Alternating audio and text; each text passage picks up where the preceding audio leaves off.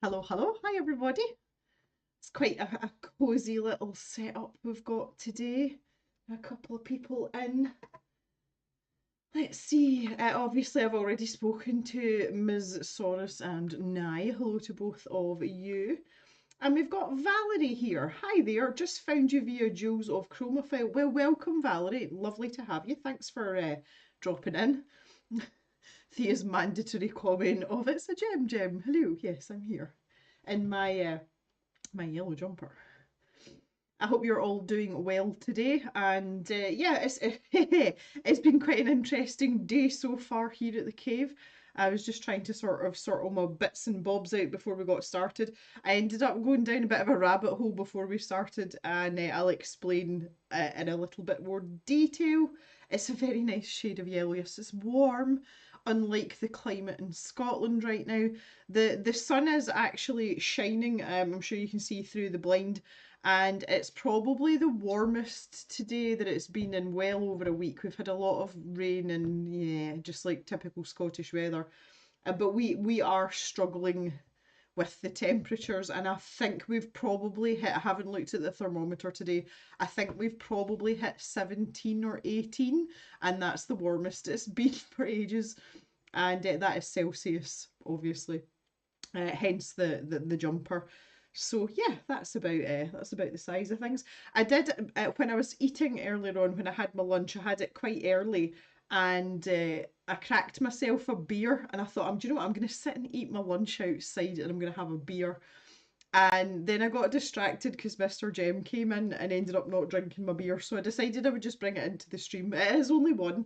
I did buy these for Friday because we're going to have a Friday night stream, but I'm kind of like a solar powered beer drinker. Like if the sun comes out, I'm like, oh yay, beer.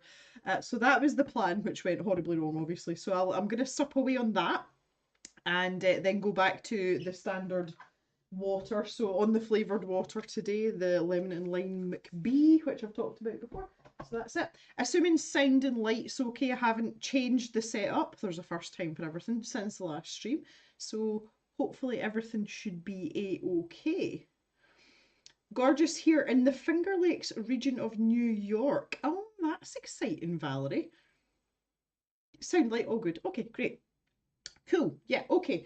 So let me just switch you to the top-down view.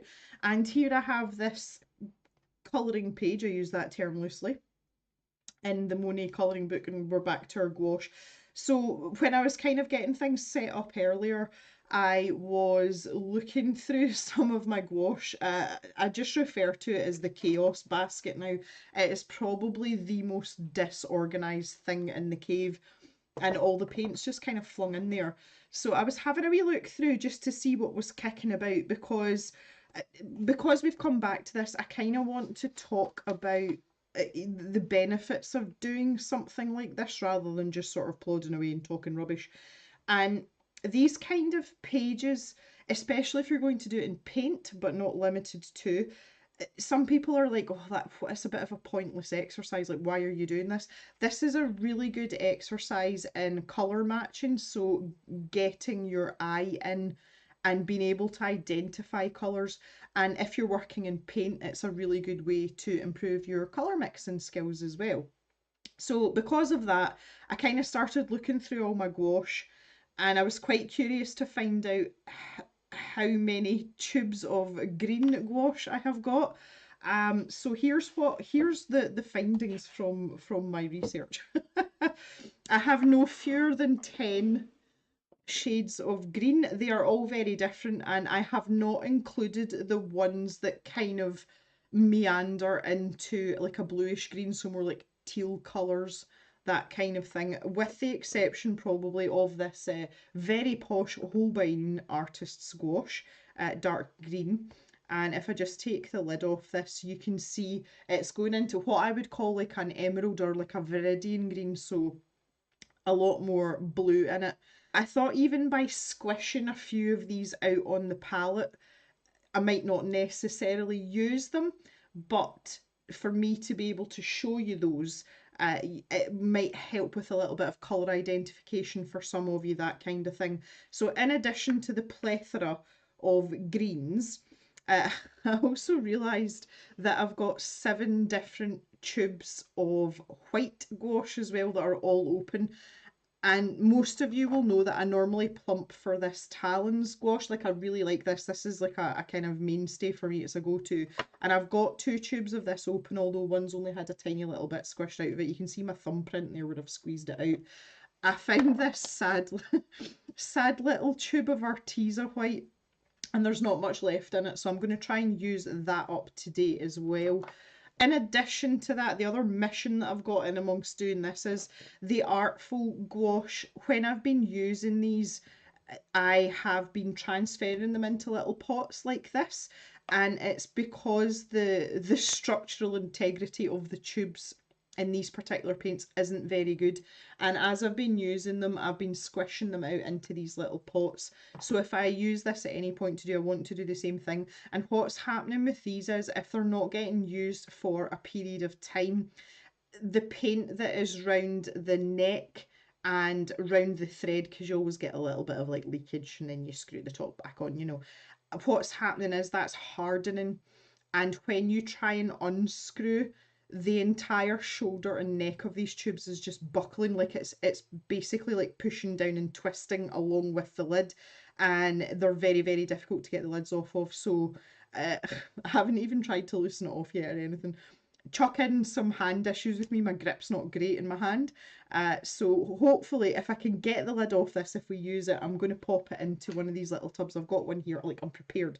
So yeah, kind of like a little bit going on. Anywho's. Anyway, I digress. So let's just pull this back over. I haven't had a chance to add anything to this. I was trying to do that before we came back to this Wednesday. I've got quite a few projects going on. I mentioned last time that working away on the Aqua Buddies stickers, that's going quite well. I've also been commissioned to do the Christmas card from a local village as well. So I've been trying to kind of juggle that and live streams and a bit of filming as well, which again I'll talk about a wee bit more in a minute. So this is kind of like fallen by the wayside. So the plan today is, I talked about this briefly when we finished up last time. If I just take this reference image here, what you can see is that I have broken it down into sections, which I tend to do with things generally, but there's very similar colours all the way along here and down this right hand side.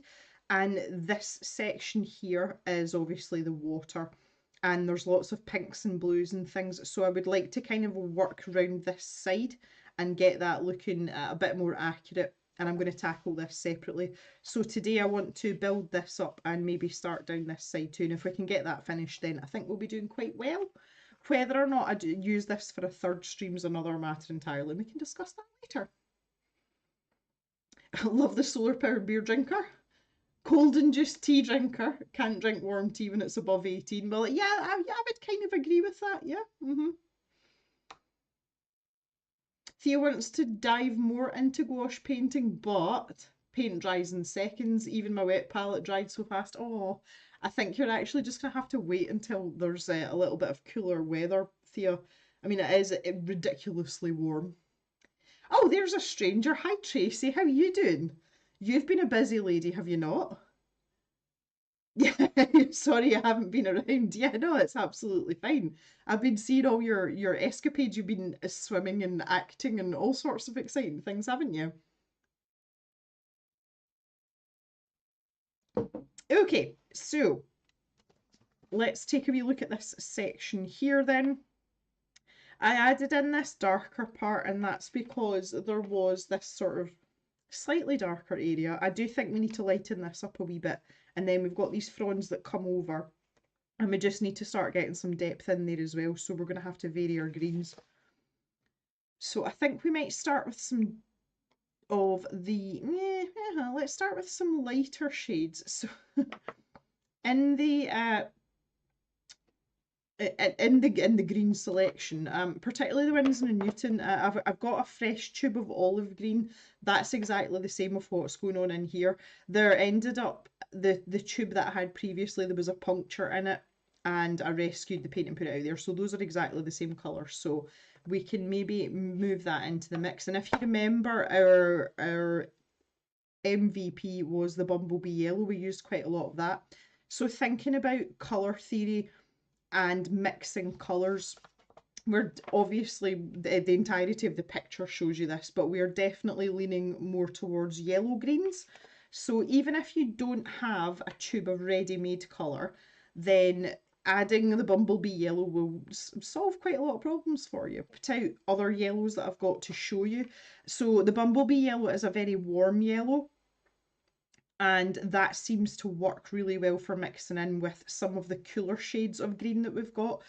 So just to show you something similar, we've got the Winsor & Newton Designer's Gouache here, and this is the permanent yellow deep, so you can see there, and the swatches are quite accurate on these, so that's kind of in a similar vein. And we've got the lemon yellow here as well, so that is like a cool yellow.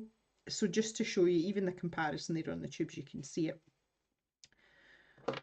So what I want to do first is I'm just going to squish out a wee bit of everything. As I say, it's quite warm here today by our standards, but it's still not that warm, so we'll be all right if we squish out a wee bit. It won't dry out too quickly. So I'll just pop a wee bit of this on the edge of my palette. I use that term loosely. And I'm using exactly the same bits and bobs, my accessories here, as I had last time. Nothing's changed here. In a bit of a routine with stuff like that. Let's squeeze out some of this Pure Artesa white as well.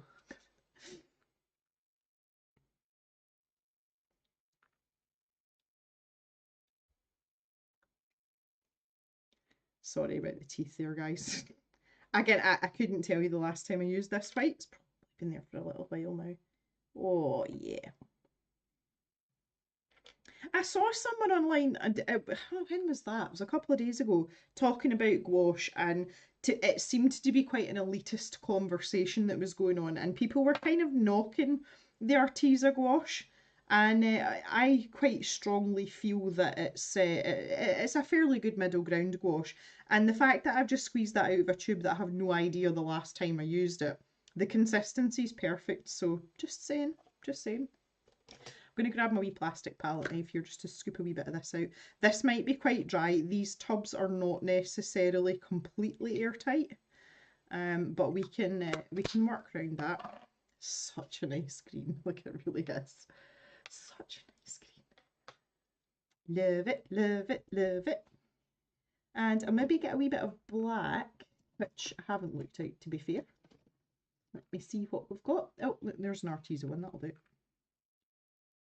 Maybe pop a wee bit of that out as well. Yeah, so just to give you some colour comparisons on the greens, that is an olive green. I've got Artesa Sage Green. This is actually one of my favourite colours. Sage Green is my jam generally. It's almost the colour of my living room walls.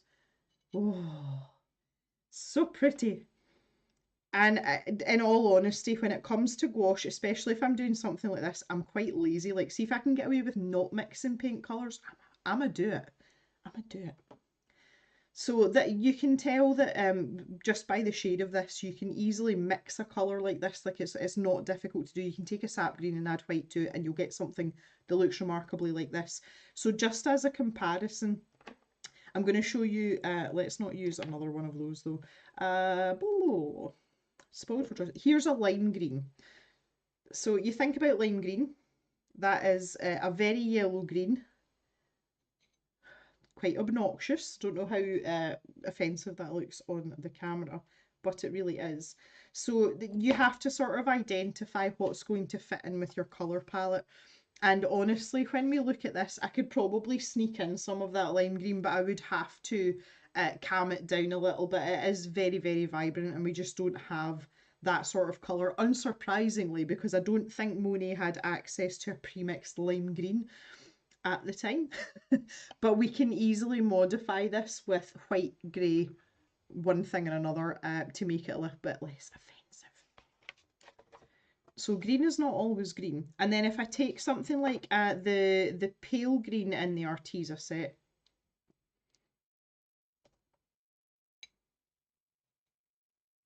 again, you can see the colour difference there. And that's exactly the kind of colour I shouldn't really, but I refer to these as false greens. as in greens that you wouldn't find in nature. That's what I mean by that. But I just thought it'd be nice to show you a little selection and the kind of greens that we would choose for something like this and ones that we just wouldn't touch with bark pole. So in this part here, we want to get some of our lighter greens. So my inclination is to mix the olive green with some of the bumblebee. So I'm going to get a big brush to do that. And again, just these cheap Nick Pro brushes that I was using before. Spoiled for choice here. Number 11 flat. Yes, why not? Absolutely, why not?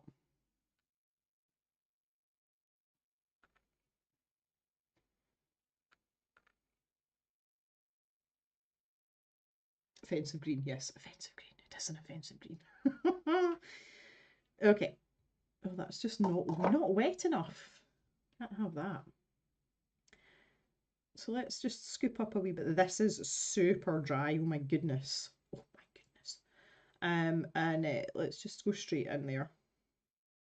Might have to add a sensible amount of water to this. Yep, so straight away you can see we're heading into this sort of territory here with very little effort, very little mixing. But again, if I just refer back to what's going on here, these sort of, I want to call them strands because they they're quite sort of long and skinny, these strokes. So we want to pop some of that in just to lift this a little bit because that is really, really dark, that area. So I'm going to grab a flat brush. I want to try and use one that I didn't use last time though. I've got there's a little angled flat brush from Nick Pro, so that's a size 3 angled apparently. I'm sure I mentioned this before, but I did buy these in a set from Amazon. They're very, very affordable and, well, I just kind of like them. There's no other reason, no technical information, I just like them. And if we want to get this sort of strandy appearance, we can keep our brush upright and we can just start sort of poking that in. The thing to remember with gouache as well is it does dry a slightly different colour to what you're putting down. So if you're at all unsure of the properties of particular paints that you're using, just give it a min. It dries fairly quickly, or if you're Thea, it dries instantly, so you don't have to wait long. It's not like with oils where you're going to be waiting a lifetime to find out what's what. But we'll just pop that in there, and we want to do the inverse of that in this section here. Now again, if we just look back here, this looks more like a sort of grass green colour, sort of intermingled with some of the darker greens, so we can go in stages here as well.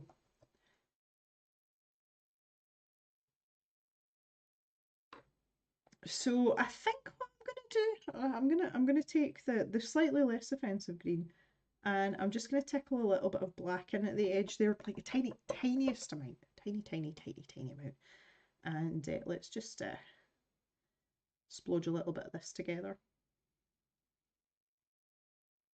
Normally I am about scientific accuracy, but see, when it comes to mixing paint, it's kind of fun just to, I'm a bit like that with recipes as well. See, when it comes to cooking, and I definitely think that's an Italian influence. Because when I learned my grandmother's recipes, there was no measured amounts. It's like you look at the pot and you kind of fling stuff in and go that much. And I kind of get the same joy out of doing things like this. Just kind of like doing it by eye. I suppose another example that I would maybe use for that is if you have ever learned to play an instrument and you're self-taught and you've done it by ear, you're not reading music to do it. So maybe listen to a song and think, oh, that sounds like a C sharp. Let's try that and, see how it sits with this kind of thing. Same kind of idea, sort of. kind of, sort of, but not really. So you can see that's starting to lighten up already, which is great. That is what we want. Just gonna give that a chance to waft about a wee bit. And I'm gonna grab a wee bit of this white as well. And I'm going to encroach into my olive green here. Maybe add a wee tiny splodge of water because I say it is quite dry. That might have been too much water. Let's see how we go here. Oh God, I better put that in there too. All sorts going on.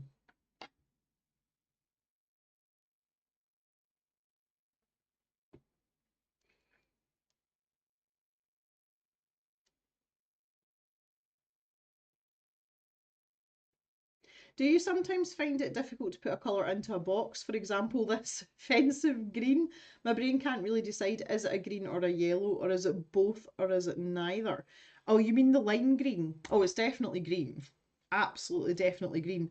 But it leans very heavily into the yellow category, and that's, I just try to think of it as a spectrum all the time. I don't necessarily have to put it in a box, but if I was to organise my art supplies by colour, the very fact that it's called lime green, I would put it in the greens. But yeah, no, it's not, yeah, it's not yellow enough to be classed as a yellow as far as I'm concerned. Right, let's go in a little bit.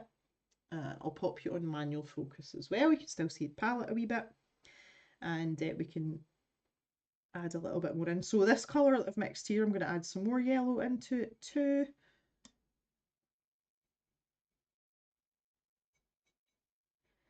Just like a wee half step lighter than where we were before. Pop a little bit more of that in. Looking at the reference image there is more light green than dark areas. It's definitely like a background shadow, so we do want to eliminate quite a lot of it and just have little bits of that dark colour like poking through. So we can chip away at that gradually. That is not a problem. Now the further over here we get, the less of that more sort of viridian colour. There's just like a sort of smattering of it. So we can continue on with this, but we want to darken it down. So again, I can just pull in a little bit more of this olive green, which is behaving perfectly for something that's quite dry. I'm just trying to pay attention to the brush strokes, you know, like the direction or the flow of what's going on. And there's definitely more down in these sections here. So let's pop some of that in there.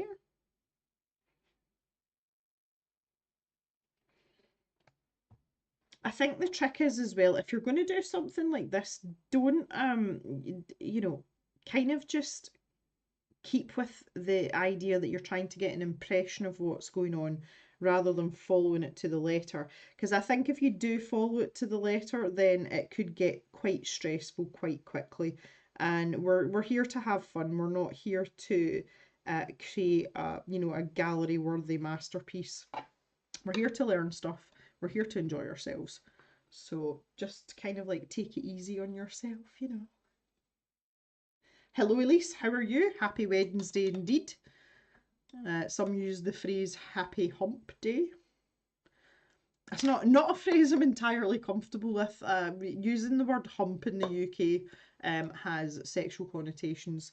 So, although I think that's fairly old-fashioned now, to be fair, but we would use the word hump and probably in reference to dogs more than anything else.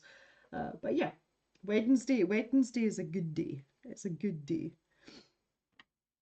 So I want some of the darker green as well, round where I've got this kind of more yellow area.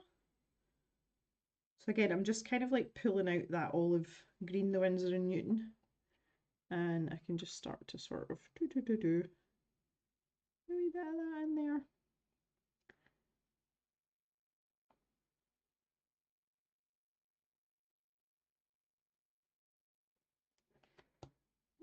Yeah, okay. I think that there's even a little bit of white in here. The closer I look in this middle section here, there's very, very pale colours. So I think what we might do for that is use this sage green here with a little bit of white. So I would say more white. And again, that's something I do quite a lot. If I'm mixing paints in an experimental way and I'm not really sure where I'm going with it, I always start with a base of the colour that it leans more towards. So I've just said white. So I will drag the green into the white rather than the other way around. I hope that makes sense. But it's just because you can do it in stages. And it's obviously not a brilliant white, but it's not sage green. So we want to be quite cautious about this. Yeah, so like up here. And it's just like wee dotty bits. It's not even, yeah, there's no definite strokes. How to be vague without being vague.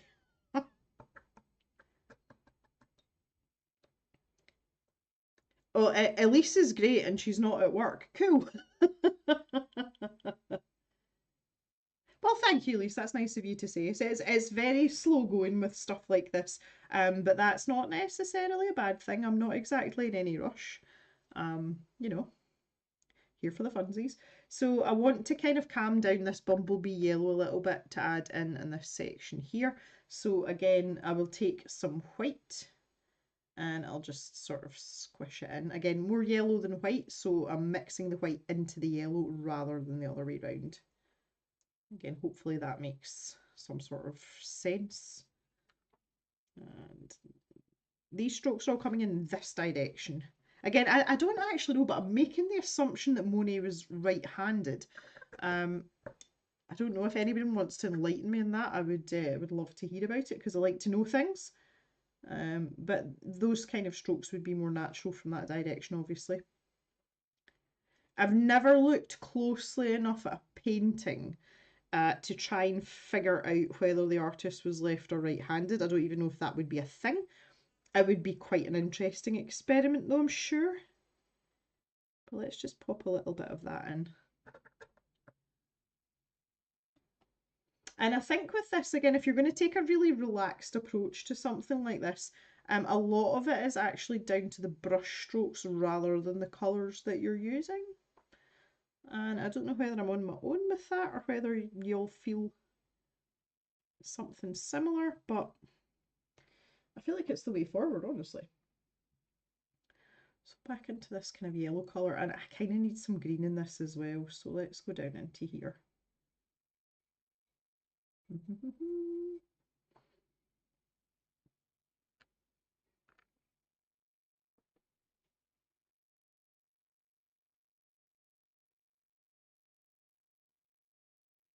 Pull a bit more colour in there. Just making a mess, great. Bestest fun. And this feels more like stippling rather than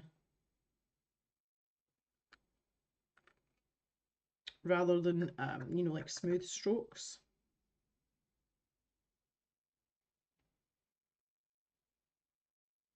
Just gonna pull all this out. I'm just gonna annihilate this. Bring it down here. Maybe a little bit more white.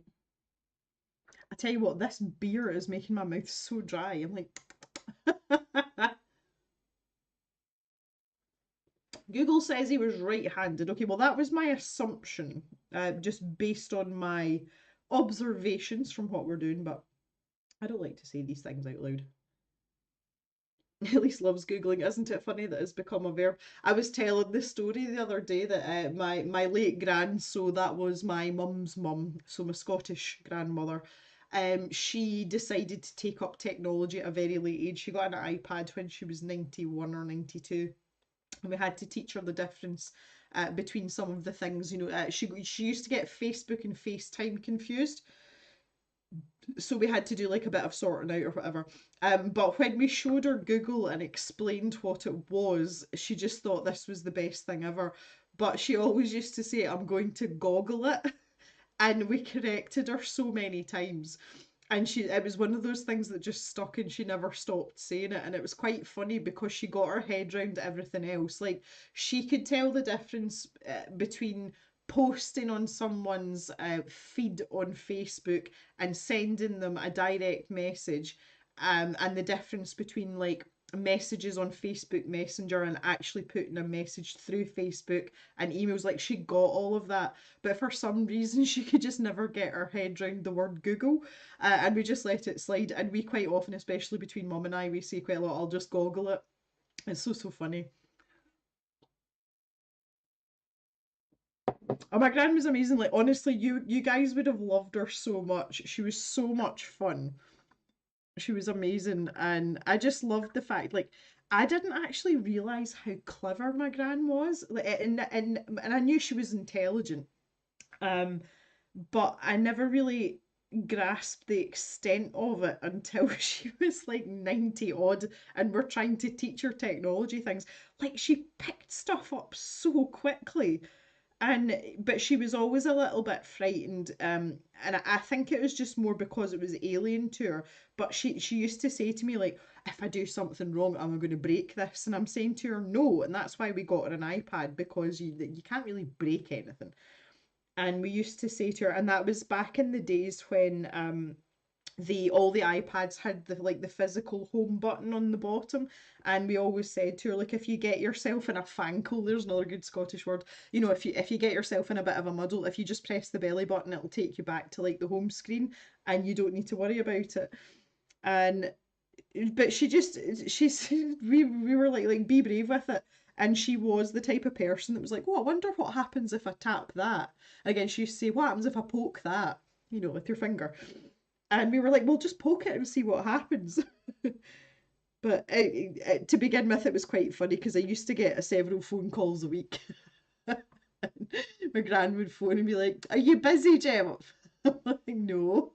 What's wrong, Gran?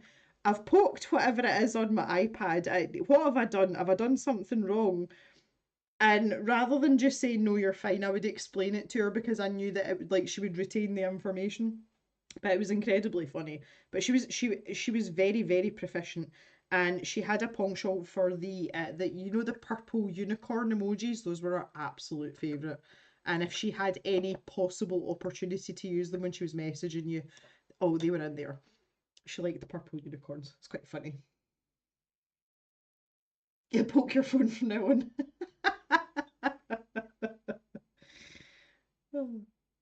It's like geriatric terminology for like modern technologies. It's fun though. It's fun. She did so well. But she did say, especially when we came into the pandemic, she was still alive when COVID came in, and she said it was an absolute lifesaver because, well, number one, I mean, she was 96 by that, 96? Yeah, 96 by that point.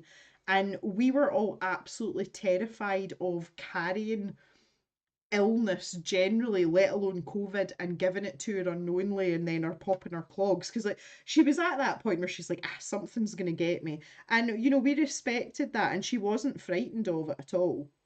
But obviously we were trying to explain to her COVID's not a nice way to go. Like you've made it to nearly 100, but you don't want to go out with COVID. So we like really kept away unless it was absolutely necessary. And my mum was doing quite a lot for her at that point, so she was being really careful. So the fact that she had this iPad and that she could FaceTime my uncle who stayed like 4 or 5 doors down from her, and see him face to face and chat to him, and he could get things for her and leave them on the doorstep, that kind of thing. She said that absolutely it made such a difference to her because she didn't feel isolated, and that obviously you don't want that for old people anyway, but particularly in lockdowns and COVID and things, it was super, super important. So I'm really glad that she made the decision to do it. And when she had no internet before she got an iPad, and the people that put in the internet for her, they have like a specialist department that deal with retirees, so they're used to teaching old people like how to use technology. And the gran had said to me that the young boy that came to put the internet in, he was like 55, but obviously very young to that. That's the young boy that came to put the internet in was so good with her, and sat and answered all her questions because she had a million, obviously, and really like made her understand what what she could do and what to do if she didn't know what to do. And I definitely would highly recommend it if you've got an elderly person in your life that's quite responsive to new things. If they're not into technology, would 100% recommend it because it really genuinely enhanced my grand's life for the last like 7 or 8 years of her life, and she was really happy about it. I'm just going to grab a bit more of this and pop this in here too. Just in like tiny, like I don't, because everything's so bitty colour wise, you can kind of like dab away here and get a wee bit creative, and it's not going to look out of place, and that's kind of what I want to do. My green's looking a wee bit watery here though. I'll thicken this up a bit. So I'm literally just pulling more of that green over to like increase the concentration of it. I feel like that's a bit there too. All good.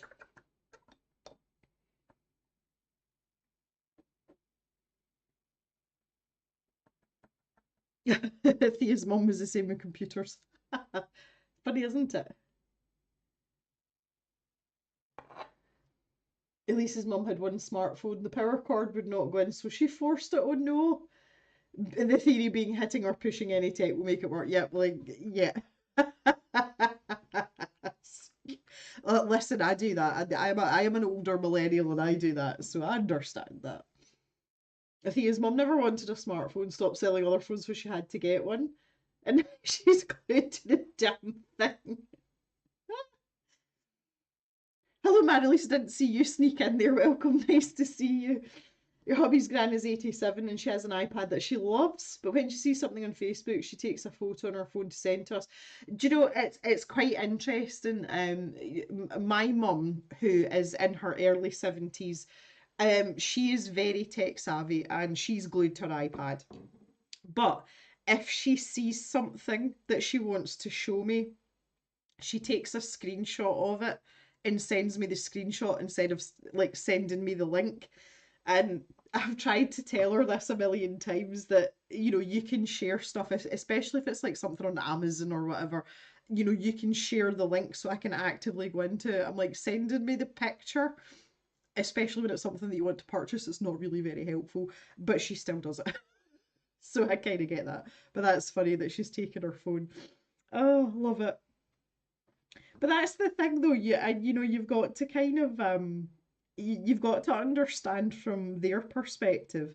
And one of the things I spoke about at my grand's funeral was the fact that she just kind of like rolled with the punches. You think of everything that she saw in her life. She was born in 1923, and all the advances in technology and industry and all the rest of it, and you know, politics that came along, she just took it all in her stride and she tried her best to understand it and accept it. And sometimes she didn't necessarily understand everything that was going on, but it didn't mean that she just rejected it and you know, decided she wasn't having anything to do with it. And I think there's a lot to be said for that. But you have to understand, you know, when my gran was a young lady, you know, women didn't really work until the war effort. And she was young at that point and she had to go and do what she had to do. And she's just kind of like she kind of just adapted, but there's still that very old fashioned way of thinking. Um, and I mean, I found it fascinating. Like, she wasn't like a science experiment or anything, but there was loads of things like I would speak to Gran about, and she would say to me, I don't necessarily understand it, but it doesn't mean I'm not willing to learn about it and not accept it. Homosexuality was one of those things. My grandmother was not a particularly religious person, especially in her later years. And she, you know, she understood the concept, obviously. She didn't necessarily feel comfortable with it, but she realised that it was a choice for other people to make, and she didn't have a reason to have a prejudice about it.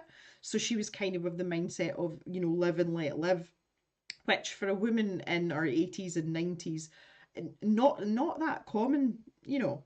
So there's quite a lot to be said for stuff like that. But the logic's amazing sometimes, though. It really, really is. And it makes you chuckle, but not in a way that you're mocking an older person. It's just funny because as a younger person and being a bit more comfortable with technology, you wouldn't necessarily think like that.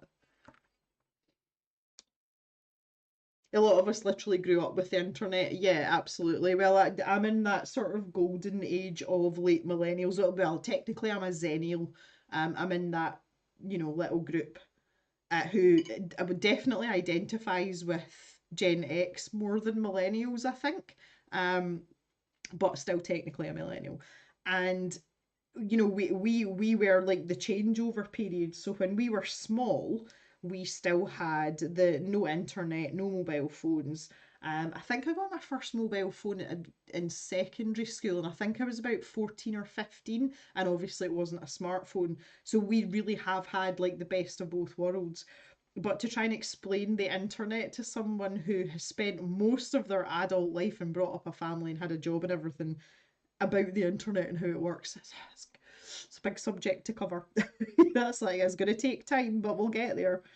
And yeah, my gran definitely had patience for it. She was awesome. She was just such a cool lady. I miss her. It was really good as well because she obviously knew what my mum was like. That's her daughter, and quite a lot of the time, if I was having any sort of like discord with my mum, I could go and talk to my gran about it. My gran's like, "Yep, that's your mum. That's just the way that she is." It's funny. She was great, and again, you could go to her with anything, and she like with no judgment at all. And she would just try and advise you and help you the best she could because that's just the person she was. There's a little bench across from her house. There's like the only way I can describe it is like a balcony.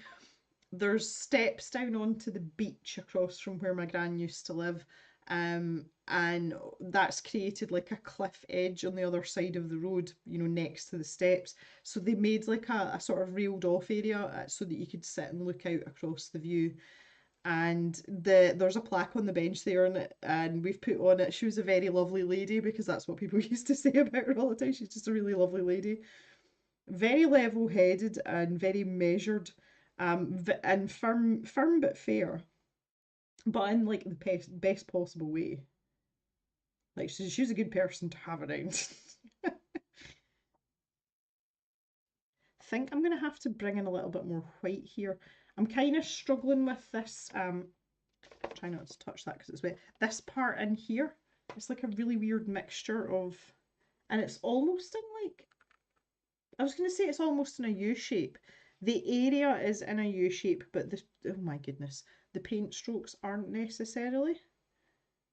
Most of them are heading right to left, but they're in this sort of shape. Let's do that. Not entirely convinced about that. Oh no, I've dragged some of that dark colour up. Oh no. That's okay.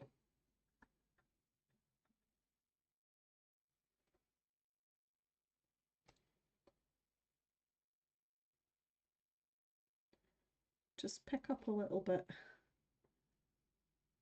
of my dry olive green here with a little bit of black in again.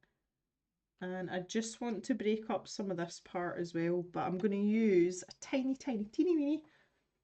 Let me see what I've got here. This is the Art Space Zero. These brushes are very similar to the sea white brushes that I stock in the stash shop. They behave very similarly. I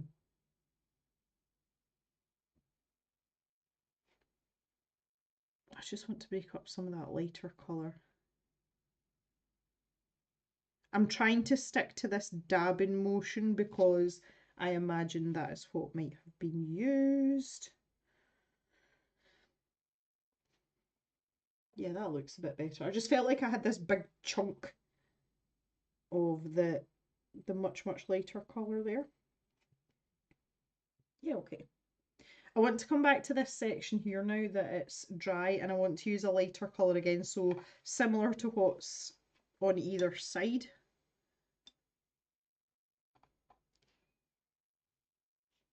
So like more this kind of stuff down here opposed to this kind of stuff. So again, I'm just going to dig into that bumblebee a little bit. I'm just going to kind of smush this all together because I can.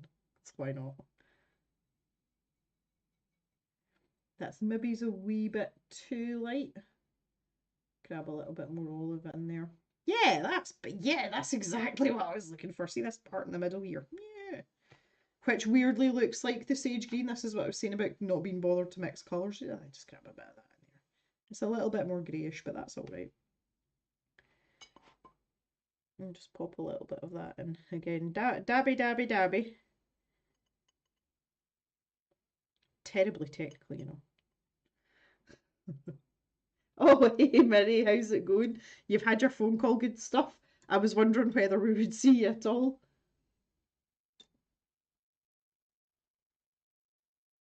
Oh, that's nice, Thea. Thank you. Yeah, I wish you could have met her too, because she was, again, a phrase that we would use. She was the beans. Like she was awesome. She was just such a cool lady. She was really funny as well. Like she had a really, really good sense of humor.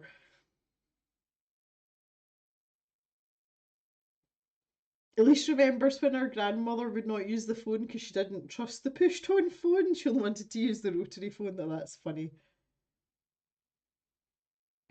Oh well, that's good, Mary, as well. It's always good when you don't get someone that's an a-hole on the other end of the phone. I had that the other day. I had like preconceived notions. I went to the doctor, but I went to the doctor's surgery. I was going to see the nurse, and my experience with nurses is very, very mixed. So I just stuck with the default idea that the nurse was probably going to be a piece of work, and if anything other than that happened, then that would be a bonus. And the nurse was so nice. Like, oh, she was so nice. She had awesome hair as well. She had like a really sharp, like razored bob. Her hair was very straight, and it was this lovely, like platinum blonde color. It looked quite natural though, and then she had like very delicate violet ends. And I was the first thing I said to her, she's like, "Hi, nice to meet you." And I was like, "Your hair's awesome."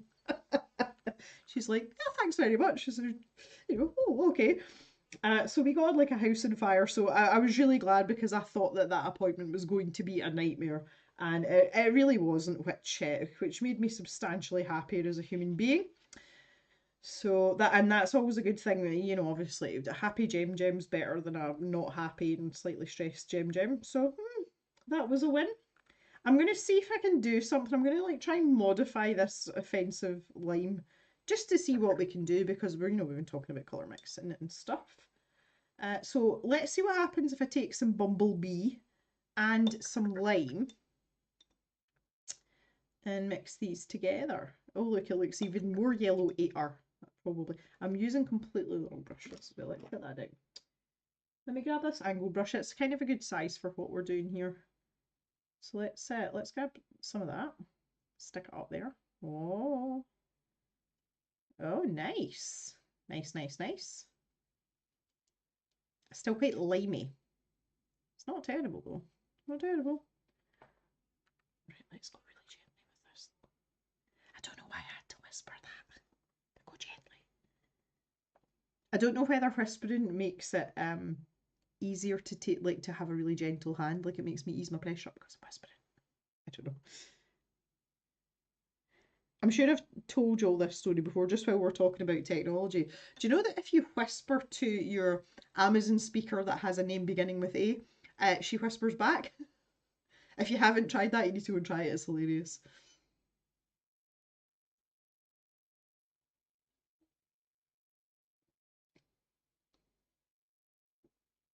Elise loves the videos asking kids what things are by their name. Yeah, well, yeah, a chartreuse. I would say we're kind of almost past the point of chartreuse, but yeah.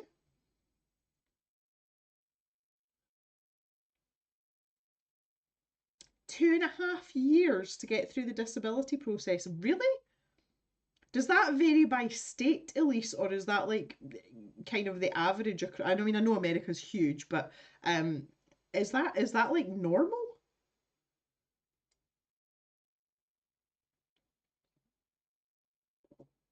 Most people become homeless. Oh, that's nasty.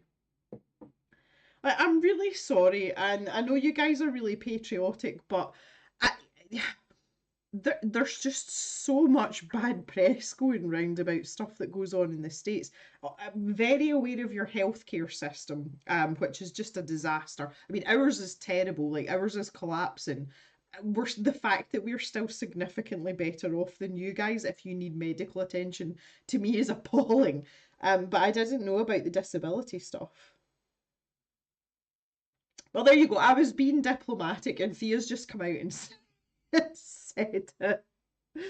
Oh, I have to say, and I don't want to get into. Oh, before COVID, it was about 1.5. Oh, because oh God, jeez. Well, there you go. It's from the mouth of Babes Murray, who is obviously in that process 13 weeks, which is still a long time. But there's a huge difference between 13 weeks and a year and a half. Yeah, like, we see a lot of negative press about stuff in the US, and I know that most of it, they always report on the bad stuff more than the good stuff. But I read an article this morning about a 5-year-old child who shot himself in the head in his mother's car, and it was in Utah. And she had gone into a shop and left her son in the car. The gun was under the seat, and he found it and he accidentally shot himself in the head. And see, when it comes to stuff like that, like, oh, that's too much for me. I know about guns. We have guns. Guns are very, very, very tightly restricted in the UK. But I have guns, like spitting distance from this room. And even if you have a handgun or whatever it is in a vehicle with a child, number one, why is it loaded? And secondly, why is the safety not on?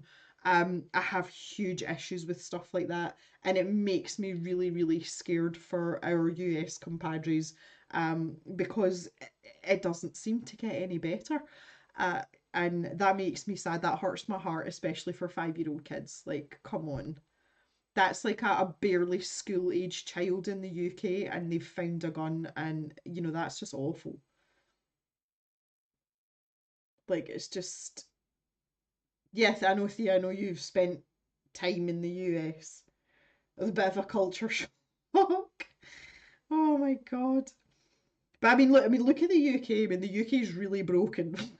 To like, I'm not sitting here like, oh, look at you, look at us. Not like that at all. But there's just some things, especially gun-related stuff, we find very, very shocking because it's just not a thing here. But our gun laws are so tightly regulated. But as a flip side to that, we have huge problems with knife crime. So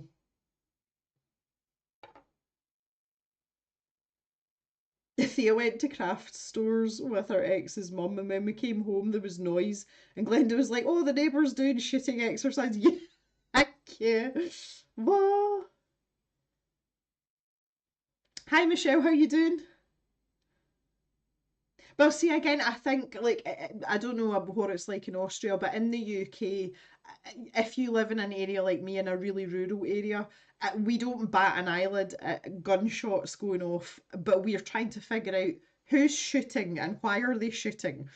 That thought process goes through your head, but we don't hear a gunshot and be like, oh my God, someone shot a gun, because we're rural. But if you were to hear a gunshot in a city in Scotland, everyone would absolutely cack themselves and be like, what the hell is going on? Still recovering from the ankle fusion? Are you still on a wonderful cocktail of drugs? I would imagine that you are. I'm just kind of wafting this about now. Um, would like a lot more yellow here. Going to go back to this little brush though. So we'll use this sort of yellowy chartreuse amalgamation that we've got going on here. I just want to make sure I don't make a total fudge of this as well. Yeah. Okay, I am super happy with that. Yeah, so good. Michelle's like, oh yeah. It's hard here because of the War of Independence. The right to bear arms is part of history. Oh, no. Most of the people in the US do not own guns. I would say only 30. Really? Is it as low as that? I thought it would be a lot higher. Now, I know, I'm not ignorant of this, but obviously I like to be educated. I know that the gun laws vary by state to state as well, because I know in some places you can open carry and other places you absolutely can't. Um, History, this whole the independence thing and the right to bear arms, and I think I would say culturally that's probably one of the biggest differences between the UK and America in terms of gun ownership. Here it is considered to be, it's not a right, it's a privilege to be able to own a gun, and it is treated that way. And you have to do it. I'm not saying like you have to fart in the wrong direction, but it doesn't take much for the police to who are the people in charge of gun ownership. And like when you apply for a gun license, you do it through the police. They have a special firearms unit that deal with firearms licenses and stuff. But it is very much a privilege here, and it will be taken away from you. If you have an altercation, just for an example, if you have an altercation with a neighbour and you are a gun license holder, if you even so much as threaten that neighbour with the fact that you have a weapon, then the police will come and see you. Like that's the way it is. And the first sign of any mental health problems, you will have your gun license taken away and they will seize your firearms until you are proven medically fit to have them returned. Like it's a really big thing.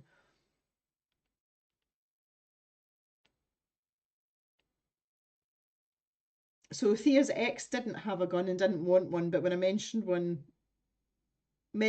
they needed to change things, he got mad. He got mad, yeah, okay. But that's the thing though, I understand both sides of it. But I think that like we come from a very extreme point of view that is the polar opposite to the US. You know, that it's two very polarizing perspectives, and it's one of the very few things that I wouldn't change. Um, and if for those of you that don't know, the reason that the gun laws became so stringent was due to a school shooting in Dunblane, which is a tiny, very pretty little place, not too far from where I am. And that was the first, but that was in the 90s. It's also where, not far from where Andy Murray, the tennis player, was born and grew up, and they just shut everything down after that because basically we were like, no, no, no, this like we're not going down that route. We've seen what happens in the States, and that was a huge change in our gun laws. And I, for one, am really, really glad of it. Really glad of it. Okay, so I want to bring in a little bit of that sort of white colour, like I need a little bit of opacity here. So I'm just picking this up, like my mixing palette here is an absolute train wreck now, but that's fine. It's kind of half the fun. So got it. I'm going for like a lemon yellow. So because we've got a cooler green and a little bit of the warmer yellow and white, we've kind of come to a lemon colour. So just out of curiosity, I'm going to grab the actual Arteza lemon yellow and I'm going to set this beside it. I can get the cap off it. Here we go again.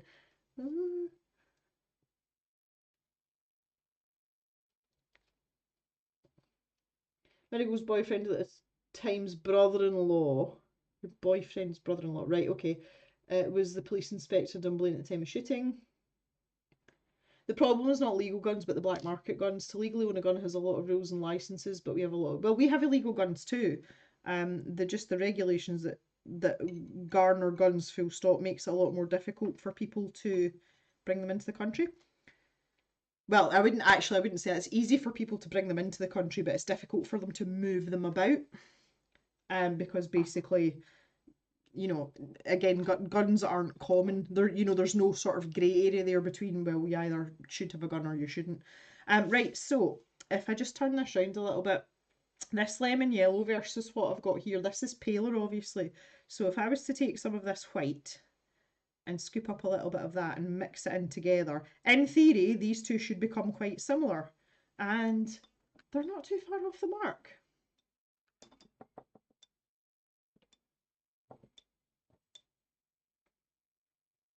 They're not too far off the mark. I think if I was to add a wee bit more white, oh, that was not a wee bitty.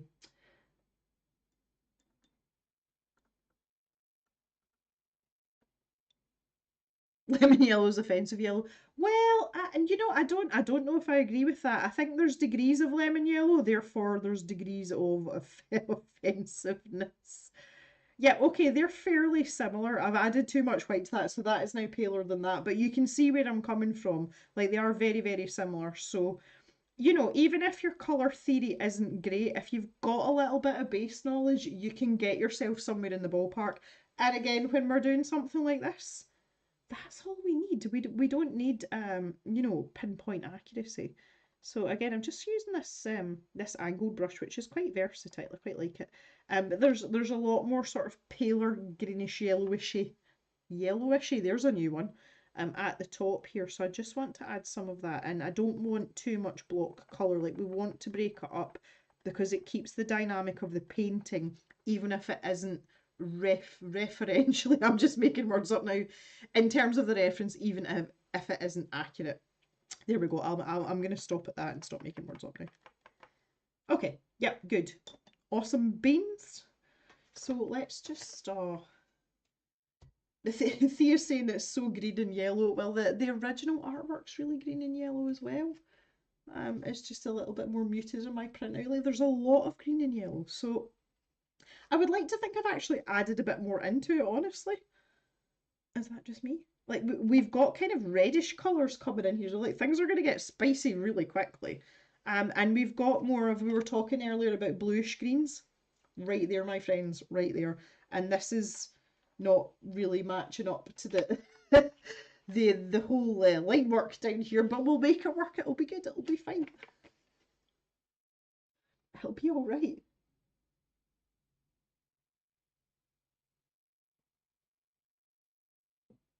Yeah, Dunblane was interesting. I was old enough to remember it vividly, but not of an adult age where I could comprehend the the entirety and the reach of what had happened. But it was still horrendous because I obviously assimilated that with being in school, and that could have been my school, etc. It must have been absolutely horrific. And that was a very isolated incident for us in the UK. And again, I'm just really glad that the decisions were made after that. I was like, no, we're just like zero tolerance. And they did have a huge firearms amnesty as well. And people were handing in firearms, like they were doing it, unlicensed firearms, that is.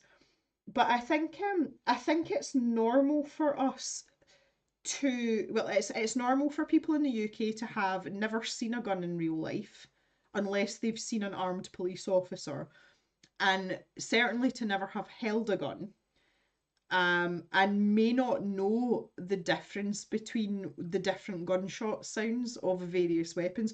Obviously, I can differentiate between what a shotgun sounds like, what a rifle sounds like, because it's noises that I hear all the time. But I would say that's quite limited to people that are in a gun club for a hobby, which is you have to justify as well if you want to do that, and also for the rural and like the shooting community, gamekeeping, etc. But I would say it's very normal for people in the UK, your average Joe, to have never heard, seen, held a firearm. Yeah, I know some think Monet stuff is ugly, but I find it fascinating. Well, I don't think it's ugly unless you're really close up to it.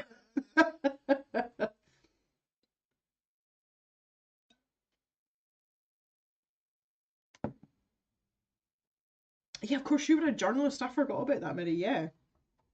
You're 26. Okay, yeah, so you were an adult.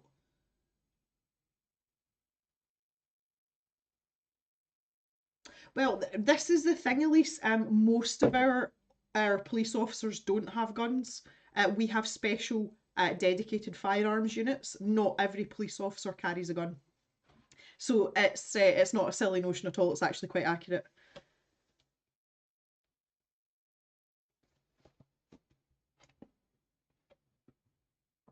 Yep, Mary's right. We do have firearms officers, but that's their actual title. Yeah, 1996. Well, I was, well, in 1996. Yeah, I was 12. So I was not quite in, well, yeah, well, I was in secondary school. I may have just been in secondary school. He was like, our police are armed. When I went to Madeira, so the little island that belongs to Portugal, we were walking down the street in Funchal, which is the capital, and there was a female police officer. And uh, Madeira has a very low crime rate. It's a very, very safe place to be. And this female police officer, all I can describe her as is a terrifying extra that has come out of straight of one of the like out of one of the Terminator or Judge Dredd films. She was so intimidating, and she had a firearm. And I'm poking Mr. Jem. I'm like, she's got a gun. And James is like, what's she going to use that for? And I'm like, well, I don't know, but she's got one. Absolutely terrified. I would not like to have been approached or spoken to by that police officer. I'd be like, I'm sorry, I didn't do anything.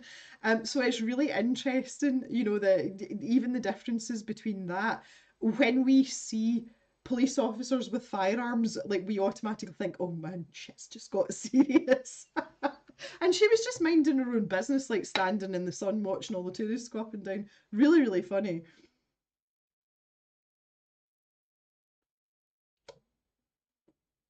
Does the UK operate? Yes, at least we do. We have huge problems with knife crime.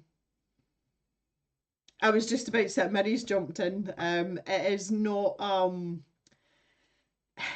if you have a dispute with your neighbour, I keep going back to neighbours. I don't know what's going on today. That must be the theme. If you have a dispute with your neighbour, like you're not going to threaten to pull a knife on them or anything. It is mostly gang related, and unfortunately, a lot of the gang related and knife related crime involves teenagers and or drugs.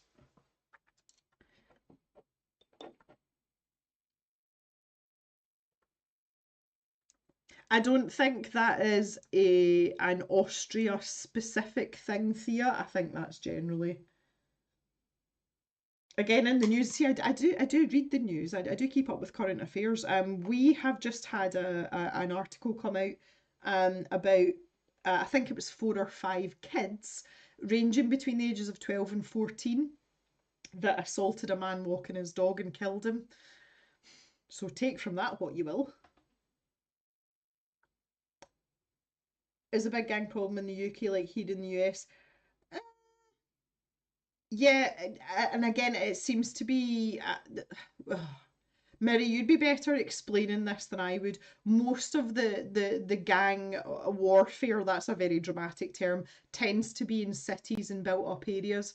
But the gang and drug link, they have what's called county lines, and that's basically shipping drugs about the country. And they use young, impressionable people that are affiliated with gangs to do it as well. Yeah, it was awful, Mary. It really was awful. The fact that I'm sure there was 5 children and 2 of them were 14 and 3 of them were 12. And I'm like, these kids, they're 12, they're not even teenagers yet. And yet, weirdly, I feel like they should be tried as adults, and that's maybe not the best thing to think, but that's my instant reaction. A poor guy walking his dog, like, come on.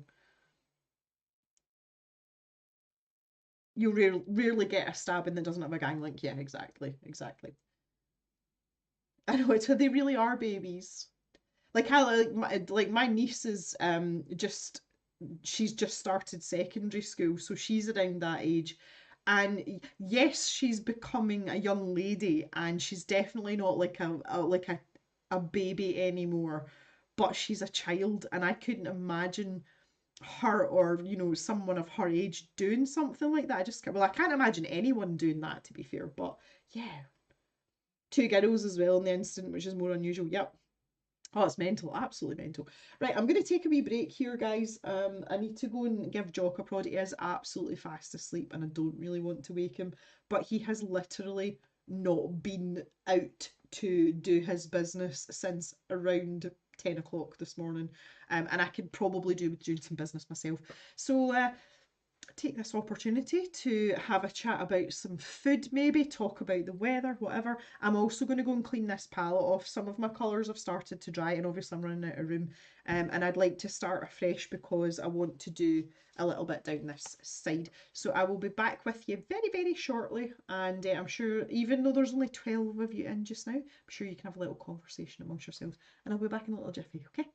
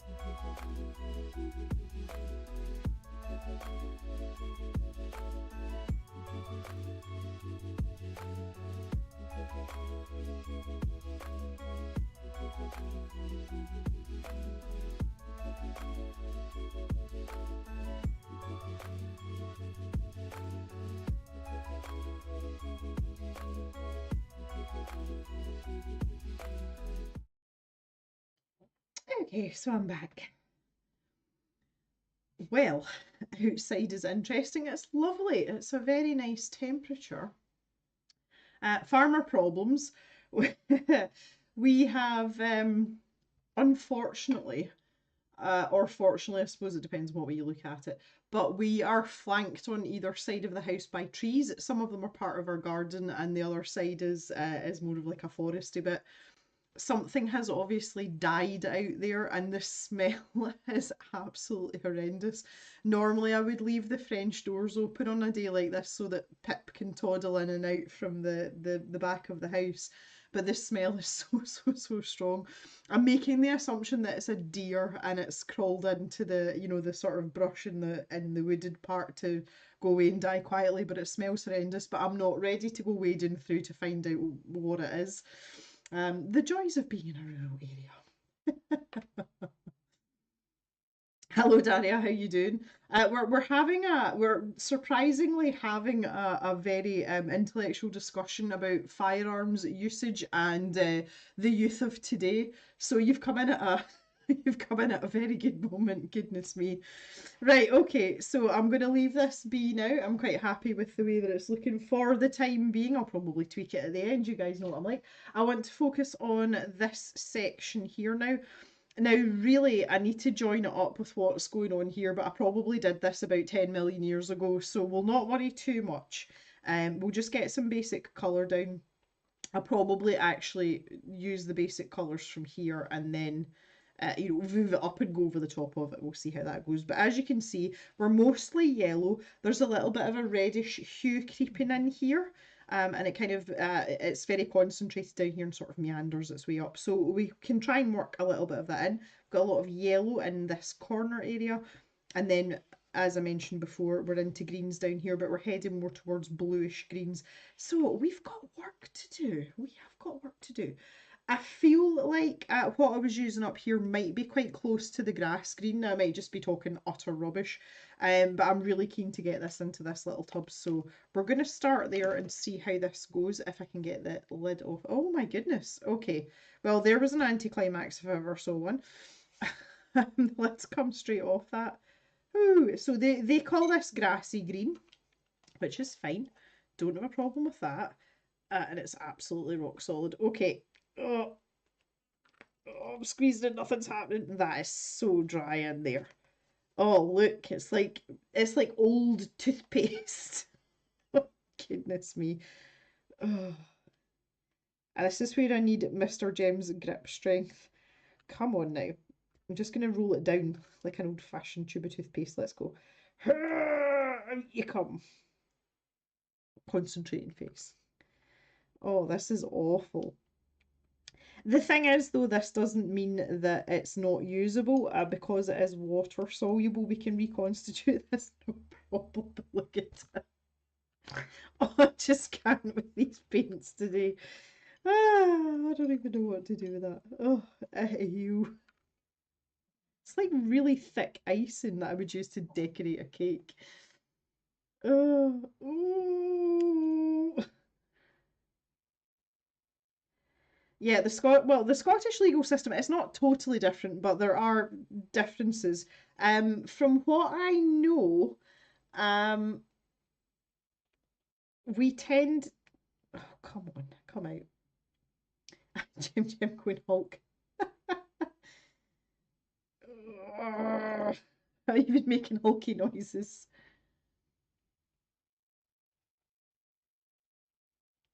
Yeah, for it to go to trial, we don't kind of like mess about here, but there's a lot of discretion used when it comes to minors. Jock's making a lot of crying noises. Are you okay down there?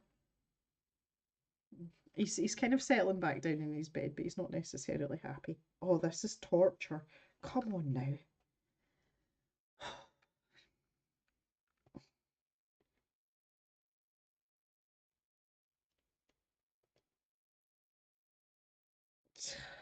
It's like not so soft serve ice cream. Oh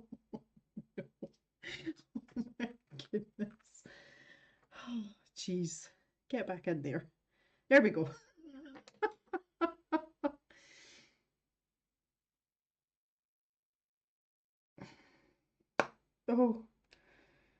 Right, we're getting somewhere now. Sort of. Oh, goodness.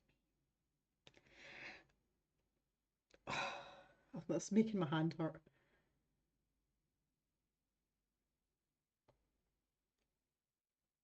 Right. I think that's as good as it's getting. Oh my. Well, that's my workout for today. Oh God.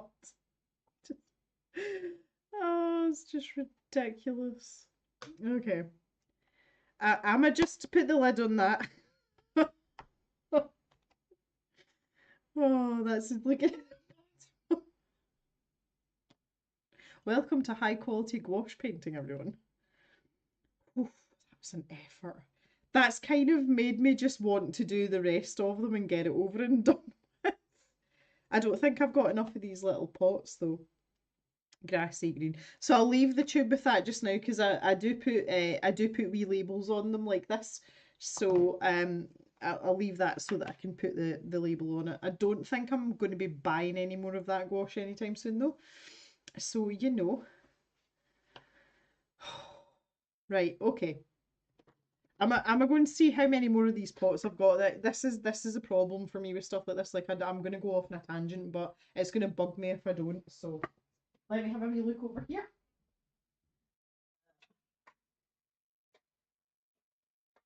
I've got two more.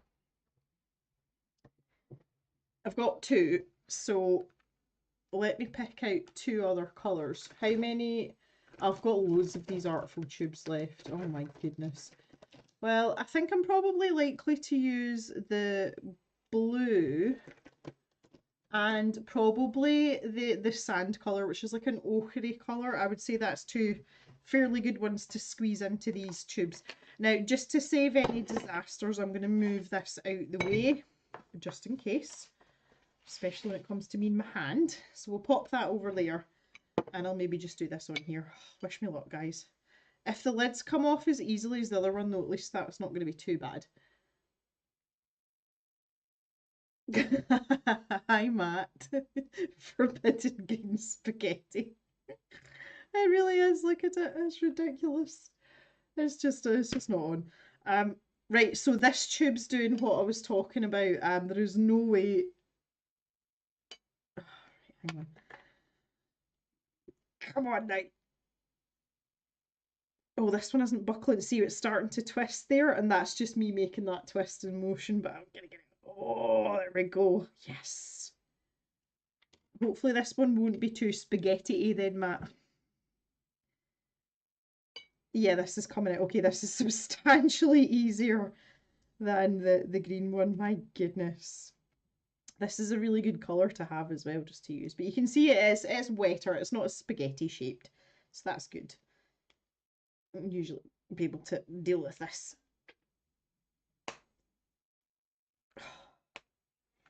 See, this frustrates me so badly as well because the Artful gouache is actually decent. You know, it's not terrible paint. So obviously that makes me want to use it, or at least have it in the mix. Right, that was much better. Much, much better. I think my left hand is going to fall off though. All my nerve endings like down here absolutely screaming at me, but that's it. I'm determined now. We'll pop that one there and we'll do the blue as well because why not? Oh, that's come off no problem as well. I have used this fairly recently though, so that kind of tracks, doesn't it? This is such a pretty colour as well. Like this is a colour that I would use neat. It's really nice, like see if you want like a sunny skies background, perfect. Don't need to add in anything. And you can mix it with a lot of white if you want to do nice sort of like fluffy clouds as well. Really good colour for that too. Highly recommend. Mary's Artful gouache is still under the bed. Under the bed? Is that like a stash place for supplies for you? I do not have any art supplies under my bed. But to be fair, I do have an entire room to store them in, so that wouldn't really fly in this house. It looks quite satisfying. Yes. Yeah, there we go. Right, that's good. Well, at least I've got a couple more squeezed out the tubes. That only leaves me only. Yeah. Oh God, no. Yeah, that only leaves me 5. But I will deal with them in due course, that's fine. Okay, sorry for that little diversion there, not necessarily a bad thing though. I'm going to have to move these out of the way. Over here. Pop them out the way. Take a little slug of this water again over here. In a storage box, yes.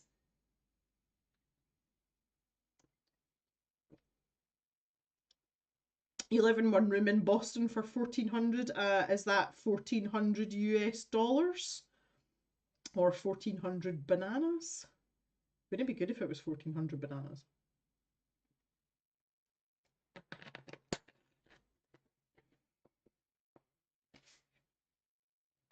Boston. I did mention at one point, that was a while ago, I'm now aware of what a Bostonian accent is, and it's interesting. It's quite a thick accent.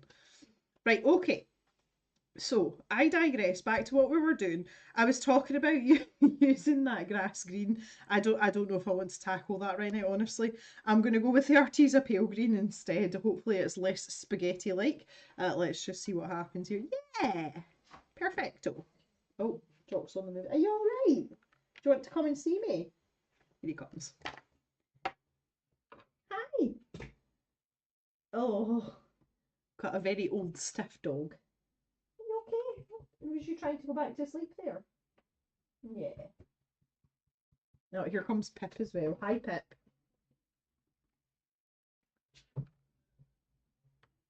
Okay, Jock's gone to his other bed. Oh, what's going on up here? Up here. Yourself. Right, on you go. Oh, the joys, the joys, the joys. What happened to the Artful paint? You're still waiting for time to try it. It's been sitting for a long time, and it doesn't fare well, but also the construction of the tubes is quite flimsy, so if it hardens and you try to get the cap off, the shoulders of the tube just buckle basically and twist with the cap rather than the cap twisting off, if that makes sense. So I've been trying to get them out the tube and into those little plastic tubs because they're much more usable that way. Snookat, anyway, hello, nice to see you. Thanks for joining us. Hello, Mel. I'll be under hand there as well. Just in time for collie goodness. Yeah. Yeah. We don't see Pip that often, to be fair, do we? She's usually she's very independent. Although she likes lots of attention and she's frightened she misses things.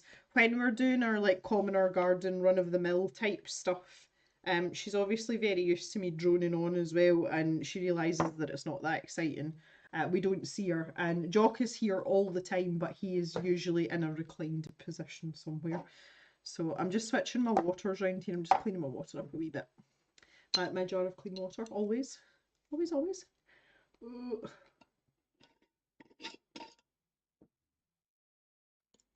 Just top up. So I've always got water to clean my brushes in, and that's the one that I've got the little paint puck in. And then I've got a separate, usually this plastic cup here, and that's just clean water that's in it. So I'll use that for mixing with a clean brush. And then the jar of water I just top up. So I just kind of like rotate my water basically. Right, okay, so this is going to be really, really bright for what's going on here, but I just kind of want it as a base because it's quite close to some of the strokes that I've got like in the underneath layers up there, but just as is standard, especially with like anytime you paint in gouache, just squeeze out some white because it's not going to do you any harm. And that's nearly done that white. I quite like the Arteza white. I would go that again if I was, if I was needing paint, I would use that. I'm also going to pull in the seaweed here again. I just wanted to show you some different greens. So,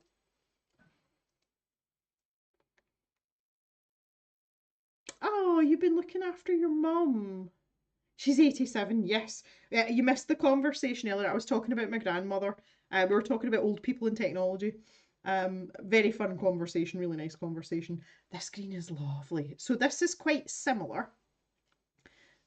and crusty bits. Let's get this out of the way.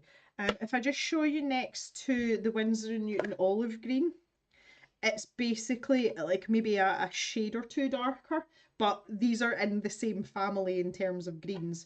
So again, if you've only got one, you can darken it down with a dark grey or a tiny bit of black, or you can lighten it up with white. And that's the great thing, that you've always got that option with paint, especially with gouache, and I really like it.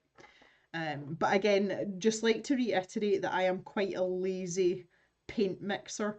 Once again, I am not a painter. It is not my first and preferred medium, but I do like gouache. Like, I'm into gouache. Now, where's the black I was using earlier? It's just disappeared. Again, the chaos basket. This is the problem. Like, I'm going to have to find it. If anybody has any suggestions for a better system for storing gouache, I am all ears. Because this upsets me, like it does, it upsets me. So I'll squish out a little bit of black as well. Just a weeny bit.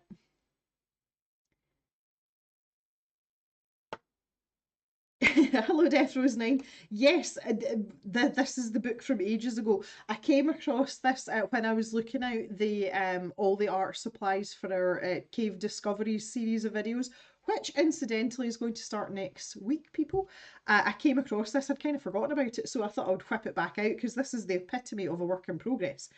So yeah, that's why we're here with it. Okay, so I'm going to grab this big flat brush just to mix in some colour. So I'm going to take a tiny little squidge of this black and I'm going to mix it in here.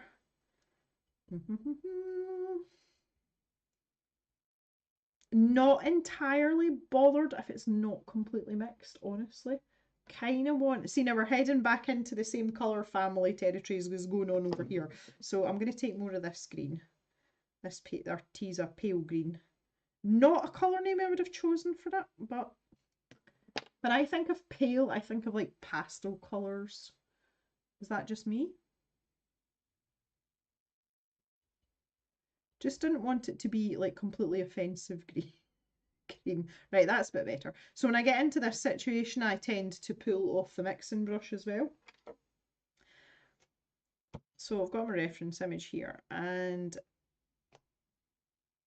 I'm just going to slop in a line of that all the way across because we're going to be working in these nice opaque layers, so why not? And the thing is as well, when you're working on paper like this, the more layers that you've got, the richer it's going to look. We're not using a lot of water, so the integrity of the paper isn't really that much of an issue.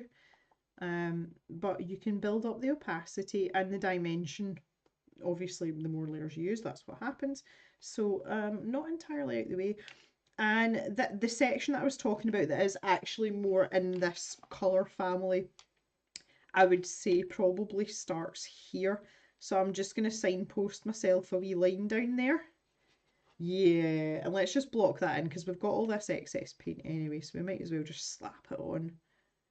Again, you can kind of think of this as like a base layer if you're working in markers, if you want to think about it that way. Again, not that I'm experienced with markers at all.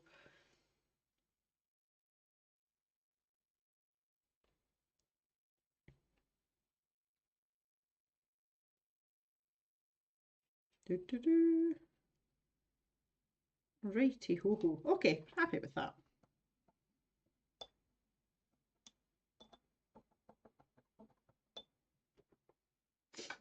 I've missed some jet here. Lipstick holders, apparently. Seen them used for gouache watercolour tubes. Ooh. Okay, yep.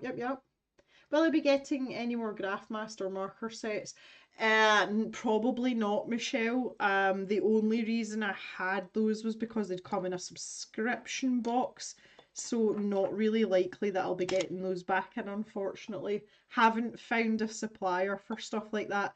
But also, I tend to find with the shop, with the second-hand supplies, and it kind of tracks really because obviously there are people that watch my videos and I don't work heavily with markers, so it would follow that you know, the people that do watch my videos would be the same. That's a very basic response. But do you know what I mean? You know, obviously, if I'm working in pencil and paint, that people that work in pencil and paint will watch my videos. Markers, I'm like, eh. So unfortunately, not, my love. Marily's glued a small magnet on the lids of all my paint tubes and stick them on a metal piece mounted under a shelf. Oh, that is the best idea ever. And the best thing is, I have these floating shelves here. Oh, that's such a... And it would look so pretty because you could have them in a nice... that sounds like so much fun. And I could involve Mr. Jem in that as well. Yeah. Mm. Mel says definitely better than the giant box of chaos. Well, this is the chaos basket, Mel. That's what I was just saying. It's ridiculous. Like it's ridiculous. Where is my water here? Snookat would have to start using lipstick first. Well, that's the thing. Not really a lipstick kind of gal, you know. I love that idea too. Well, one of the things that I really, really like as someone who is a qualified chef, I love having a magnetic knife rack on the wall because you can like throw your knives at it. So that's kind of like in the same vein. I think I'd like that very much. And you could order them from longest to shortest. So the ones that have got the least amount left in the tubes, they could hang at the front. I love that idea. Yeah, I think I might have to explore that one.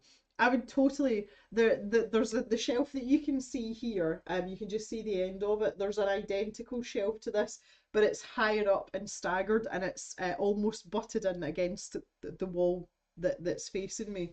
I could hang them up there. They wouldn't even be in the way of anything. I need pictures when it's finished. Yes. I'm like, where else could I put a shelf? And I'm like looking around the cave like, oh, loads of places I could do that. That's a smashing idea. Thanks, Marilise. I like that a lot.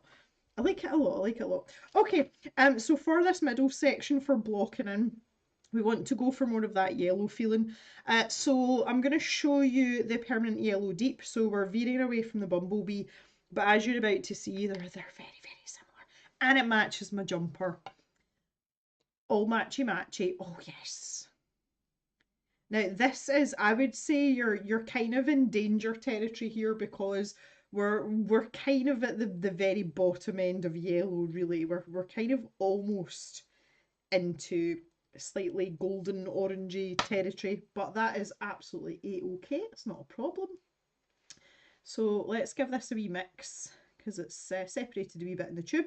Again, I've mentioned this before, absolutely normal for gouache, especially if you've got temperature fluctuations and or it's a paint you've not used in a while. It's going to happen. The quality comes when you can easily get it back to its original state. So when you can reconstitute it or reinstate it, that says more about the paint. Okay, so that's looking pretty good. I want to keep this quite warm though. And I am reasonably happy with that. So let's grab this angled brush again. And again, I'm just going to work off this mixing brush. I'm not wasting paint. I don't need to. It wouldn't really matter if I was wasting paint because I have a lot of it, but old habits die hard. So we'll get that in. I wanted to keep this reasonably dark because, again, you know, generally speaking, your darker colours tend to be in the shadow, which tend to be at the back, unless you have a backlit piece of art, which this is not. So we'll go for this slightly grubby mustardy colour just now, and we can build up on that in due course. But let's just get this blocked in. So again, I talked last week a little bit about trusting the process. Obviously, this my big head's in the way, but I mean this looks like a 5-year-old's painting this just now. It's all part of it, and you can't build unless you have a foundation, and your foundation's never going to be fancy. Think about a house. Why would you have a fancy foundation? Because no one can see it. Same rules apply. Just get that colour down. When you have the luxury of opacity, which we do have, then you don't really need to give two hoots about what's going down underneath as long as it's roughly in the ballpark of where you want. And this is, I say this all the time, like art doesn't have to be complicated, it doesn't have to be difficult. You can make it that way if you want it to be, but don't be intimidated or daunted by things because there is just no need for it. Tiny little bit of basic colour theory or a ridiculous selection of gouache if you don't want to mix colours, and it gets you on your way. No problem. And as I also always say, no one has to see it. It's not like me sitting here doing a live stream. If you want to do something like this, you can do it. No one ever has to see it. And if you really hate it that much, you can burn it with fire. But that's taking things to the extreme. You really don't have to do that. So what's interesting though about looking at this right now is this is really out of place in terms of your colour families compared to what's going on in the rest of the picture, and it's very blatantly obvious. But even if you did that and it was a mistake, I've done this intentionally, but if you did that and it was a mistake, as we go along for the next sort of, well, maybe half an hour or so now, you will see how I'm going to build up on top of it and make it fit in with the rest of the colour families that are here. But what you have to do is use your powers of observation and really pay attention to the colours that are in your reference image. So in this case here, we're going to a reddish tone, so having a yellow underneath is really helpful. And as I say, that there's literally only these tiny specks that are poking through of this very different green, but that is all that we need because we're going to build up on top of it. And I will demonstrate that mostly just with this top section here. Excuse me, I've got a really runny nose. I don't know where that's come from all of a sudden, out of nowhere.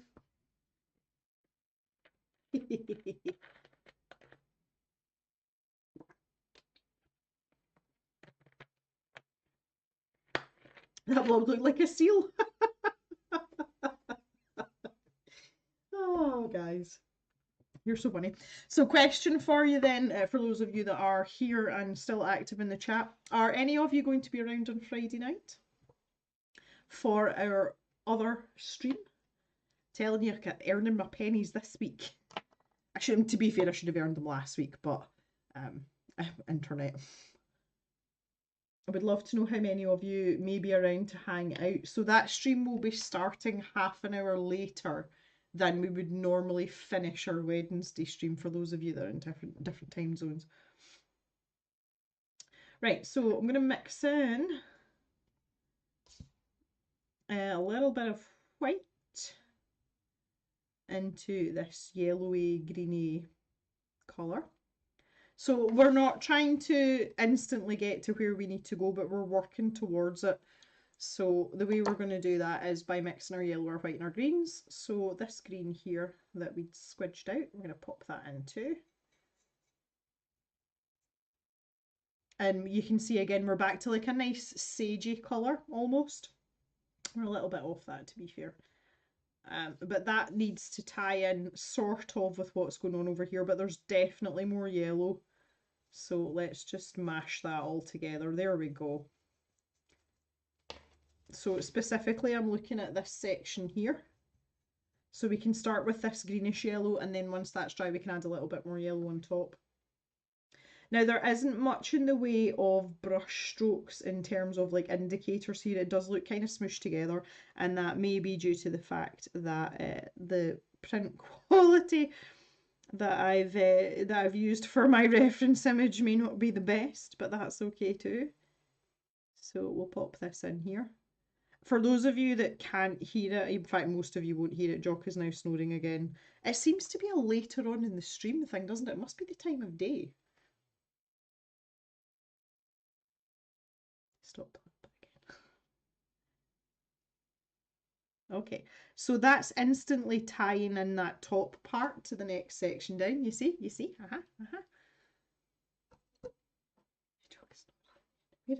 Oh, he's down here. He's just such an old man.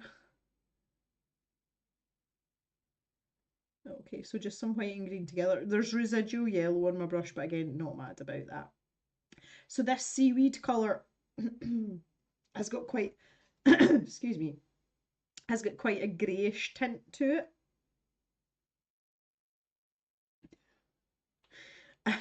So we can correct that if we want to or if we need to. And again, just looking down this side here, it's not that far off. There is a warmth to it, but again, I'm like, well, maybe not. Absolutely fine. So I'm going to let this creep in a little bit up here. So using the side of this angled brush again, and I'm going to start to mosey on down here. There's like fronds. Fronds. I love that word. And we're going to keep that going all the way down to the bottom. Yes. Okay. I know you didn't see any of that. To be that far over and up at the same time. There we go. That's about as good as that's going to get. It's okay. Are you okay, Jock? Yeah. Swagging his tail a little bit. I think he can't get comfy. Are you okay? Oh, good boy.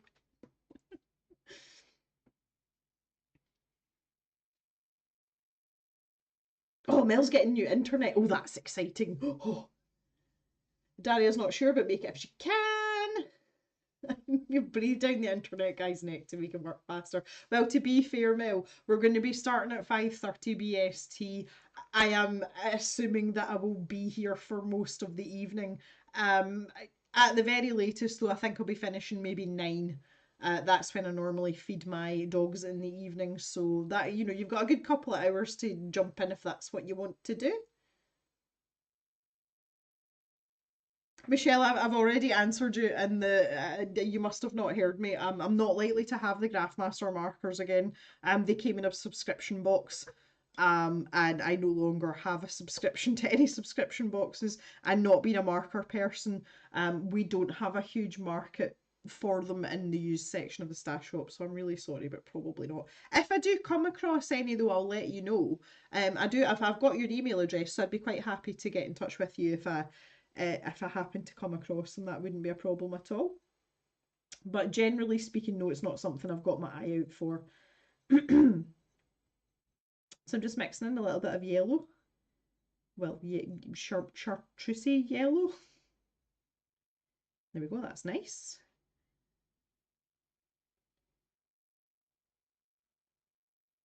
I really need a darker colour in here. So starting to join up the sections though. Just get a little bit of everything going on, a little bit of something. See, actually, that offensive green, I only want a tiny little bit of that poking through. But to have it as a base colour isn't necessarily a bad thing. There's a lot more yellow along this top line under the bridge as well, so I'm just popping this angled brush on its very tip, like on the the pointiest point of the tip. And I'm just going to start to block that in a little bit. I'm going to have to give this some drying time now though. Do, do, do, do, do, do.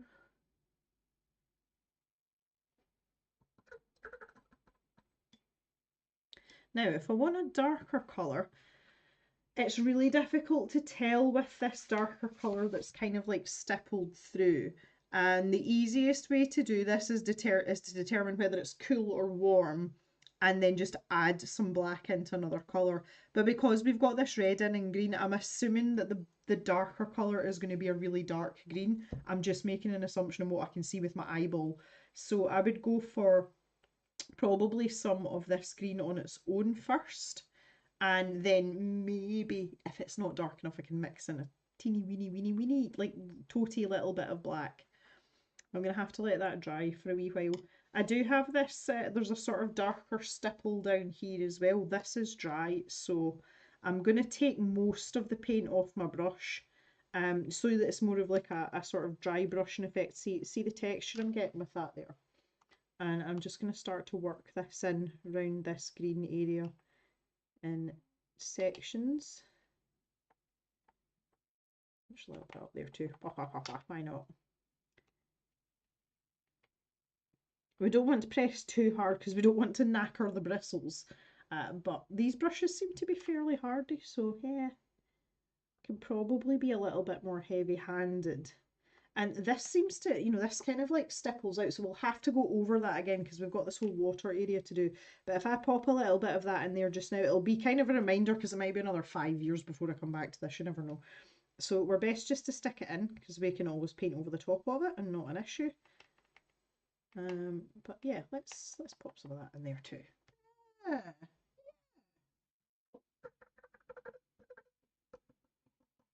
Stupid work. I'm actually really surprised at the number of you that are not at work. It tickles me every Wednesday, it really does. It really, really does. Try faster, try faster. Oh, I'm going to put some of these tubes away while I'm waiting for this to dry a wee bit. And this always makes me laugh because y'all are literally just sitting waiting for paint to dry now. It tickles me. It really does. Right, let's leave out the Arteza white because we may or may not finish that tube off. There's very little left in there. We probably won't use it today, but I've kind of earmarked it for future use. Right, what else have we got here? I don't think I'm going to need this seaweed again. I'll go back in the basket too. And all the other greens. I'll leave out my bumblebee just in case. There's the Winsor & Newton one I was using. Got a latte brown here. I don't know why I got that out. I'm not even sure I know what this colour is. This tube hasn't been used. Oh, let's have a wee look, shall we? Oh, it's like a beigey biscuity colour. That's something I'm always harping on about, is the distinct lack of beigey biscuity colours. And that goes for pencils, paints and everything. So am I going to see what this one looks like? Because I've literally not had...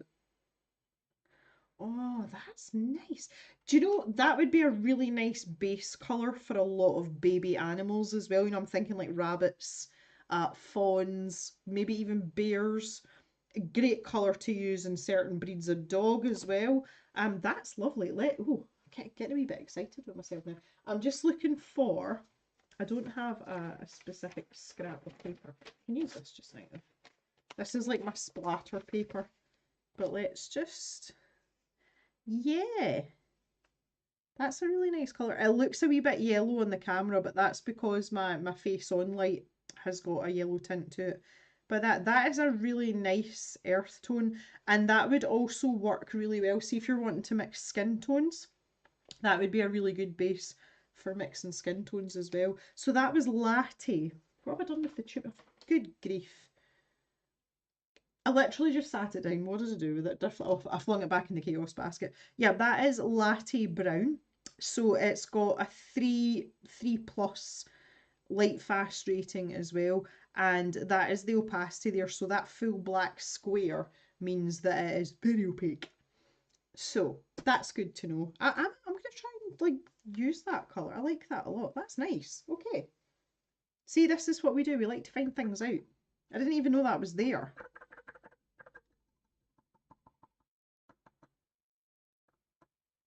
Thea wishes they'd added beige colours to the polychromos. To be fair, I mean, we do quite well in the polychromos set for earth tones generally. But yes, the sort of beigey, biscuity variety is it's lacking somewhat. Somewhat. Right, okay. This still isn't dry. Just dried for the love of goodness me. I don't think doing that with my hands really helping much, honestly, but you never know. You never know. Right, okay, so down here now I want to add a little bit more texture. And there's a wee hint of the blues that we'd brought in again, but I think it's mixed in with a lot of the green. So I don't want to go crazy with that. Now, this is me just put everything in the basket after I've sorted everything out, and now I want to pull things back out the basket. I had a really nice bluish grey colour, which was an Arteza colour. And no idea where it's gone. Let's just use there's a sky blue, that'll do. We'll do a wee bit mixing, that'll be fine. Yep, a little bit of that. All good. Just make sure I've got a nice clean brush now.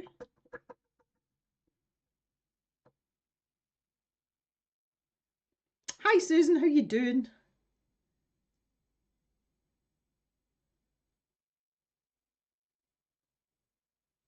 Elise, oh, Elise is a pencil brand mixer. Oh, I know loads of people that do that. I'm just not one of them.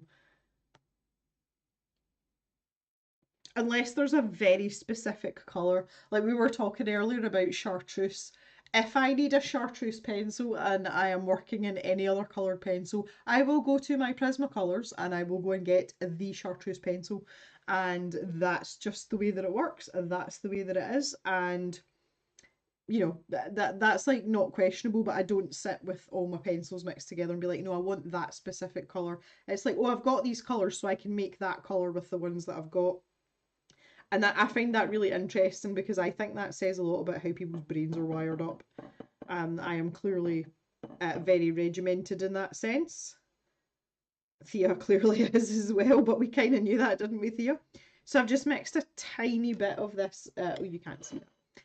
I made a kind of lighter green there with this green and the white, and I've just mixed a wee toty bit of it in with the blue, and that is what I want to add in here a little bit. So my brush isn't as dry as it was when I was doing this sort of stipple effect, but I don't have it really loaded up with paint.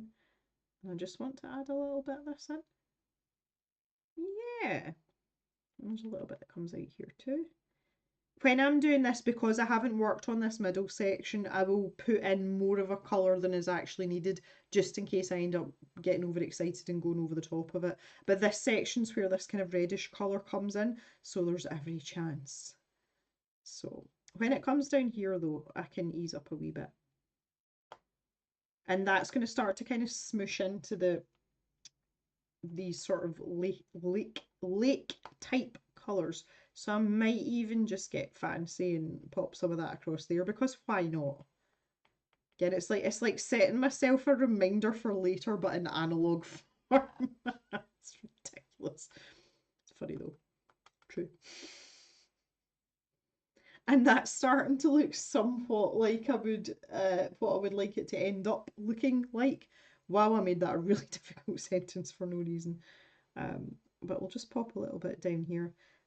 So you can see I've muted out a lot of that green colour that I'd used initially, but there's just these little pockets of it poking through, and I feel that adds interest to it as well. Again, it doesn't have to be scarily accurate to our reference image. We're just here to learn and have fun. So I'm going to take a little bit of this. Black's nearly completely dried out. Wow, that dried out quickly, my goodness. And again, just kind of like squeaking it through what was left, the remnants. Maybe pull in a little bit more blue. Give us like a slightly muddy blue into grey maybe. And quite a dry brush again. Take most of it off. If you take it off on your palette though, it means you can always go back to it and do something with it. But I feel like I want to just give this a bit more dimension there. So kind of half stippling, you know, dabby dabby, but not quite. Yeah, okay, better already. And then just wet my brush and grab a wee bit more black again, because I do want some of that darker area. But we're going to have to really darken this down. But we'll use the same method, we'll almost dry brush it.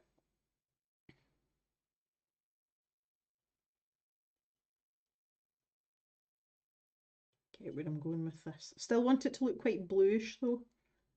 Yeah, okay. Getting there, getting there, getting there. I'm just going to scoop that excess off there. Oh,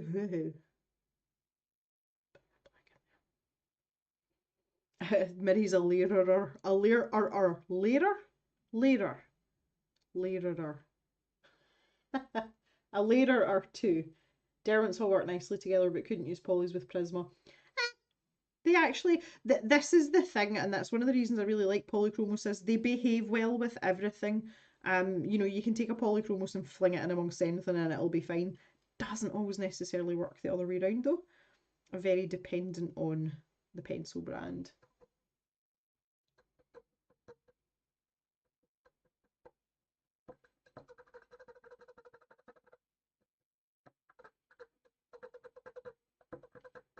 Would you mix Derwent drawing pencils and Prismas? No, absolutely not. Just because they are so different. I would use Derwent drawing pencils and maybe finish off with Prismas, but I wouldn't mix them together. Does that make sense? I hope that makes sense. No, see, I don't agree with that at all, Mary. Like, no. Oh God, you can't do that. I know I would not. I would not use them. Like, I wouldn't blend them together. That's what I mean. Yeah, oh no. That would be too much for me.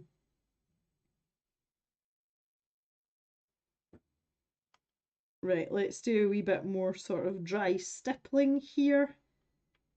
Right, I feel that's a good colour to be building up with.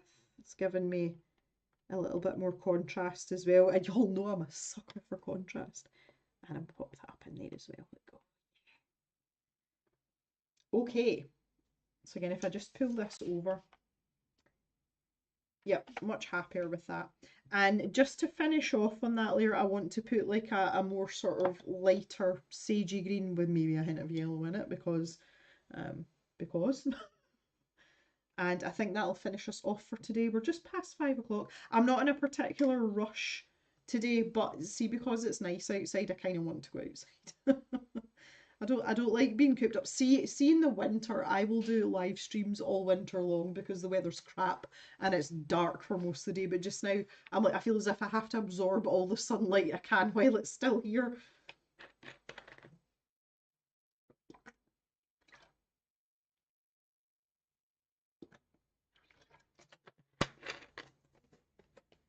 Do you know, I tell you something, just when I'm sitting here, I've just caught a glimpse of myself in the face on camera. I absolutely love this hoodie. Like, I'm so glad I've got back into it. It fits me again because it is actually one of my favourite pieces of clothing, like of all time. And I'm so glad I've managed to slim back down into it because I've missed it. Like, I've really missed this hoodie. And in the winter, it's going to be great because I can wear a layer underneath it because it is quite a thick, warm material. This is going to serve me very well in the colder months, which are just not that far away, which is moderately depressing, but that's the way it goes. I live in Scotland, I can't really complain.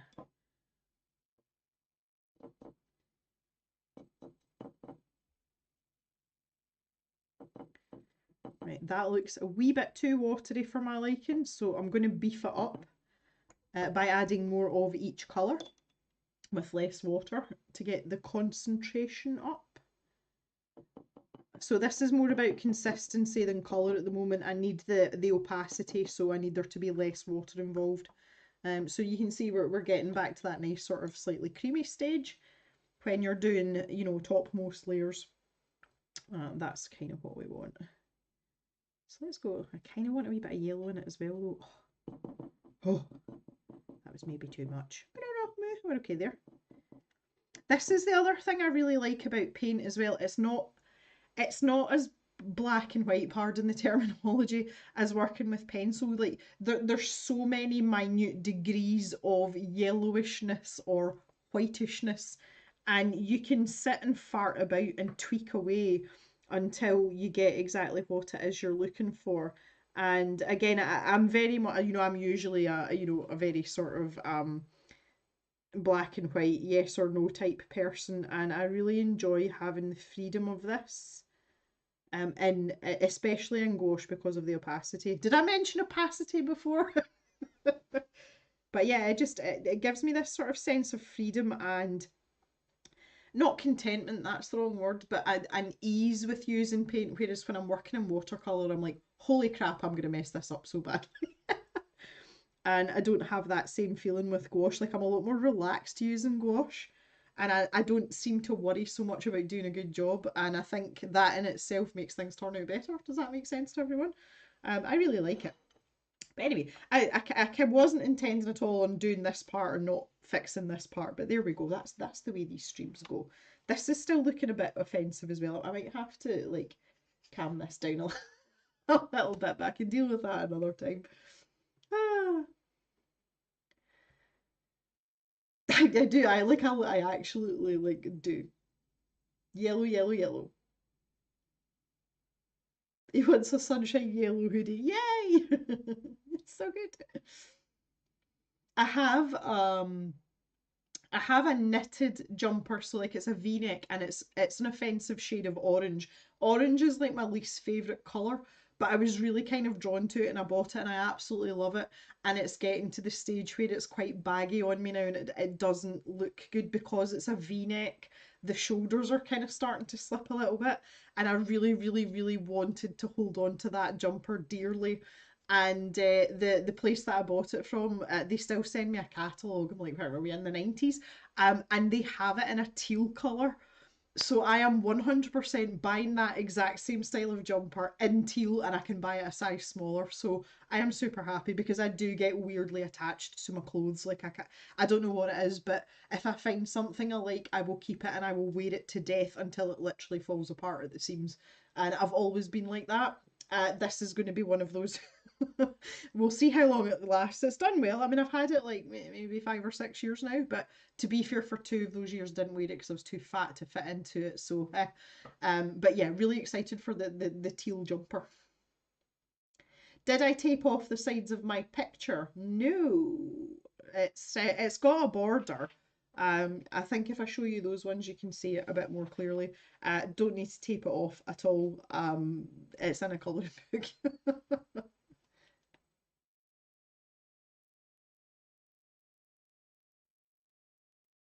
Definitely teal. Yes, Mel. Oh, Matt, orange is my least favourite colour. That hurts my soul. Well, you've got to have a least favourite colour.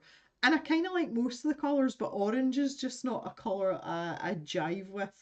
I'm very much a green and, well, everyone will tell you green colours, any kind of green's good for me. And indigo, I like a really deep, moody blue. Orange, yeah, not so much. Not so much.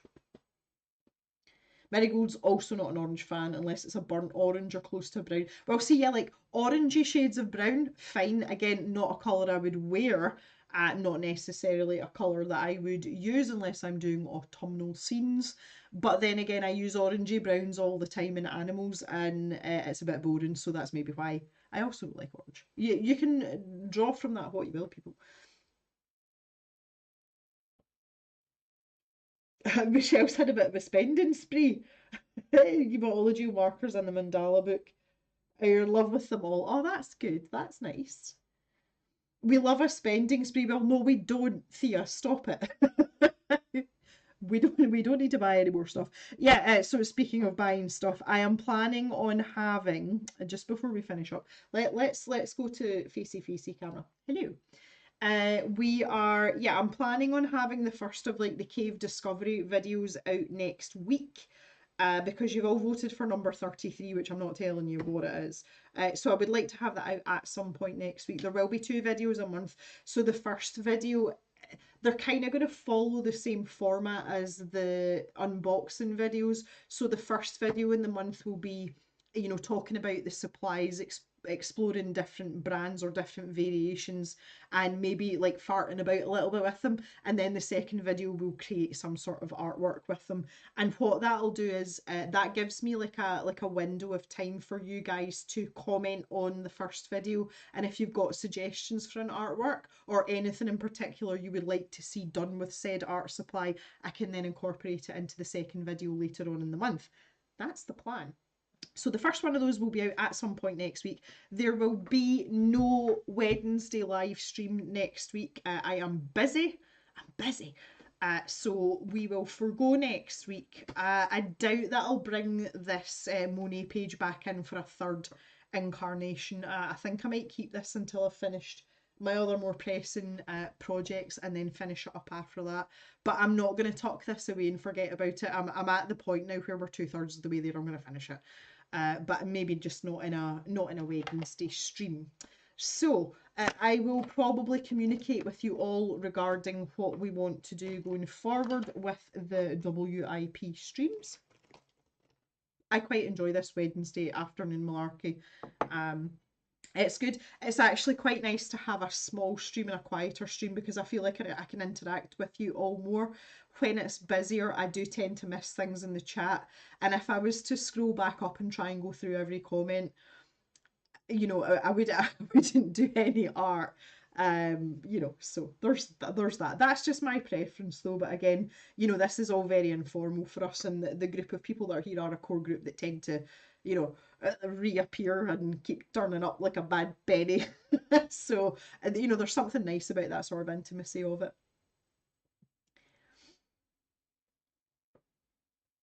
Michelle, we got to go. Tea is ready. Oh, chops and chips. It's been a pleasure as always. Yes, you too, Michelle. It's lovely to see you, and I hope you continue to heal well and quickly.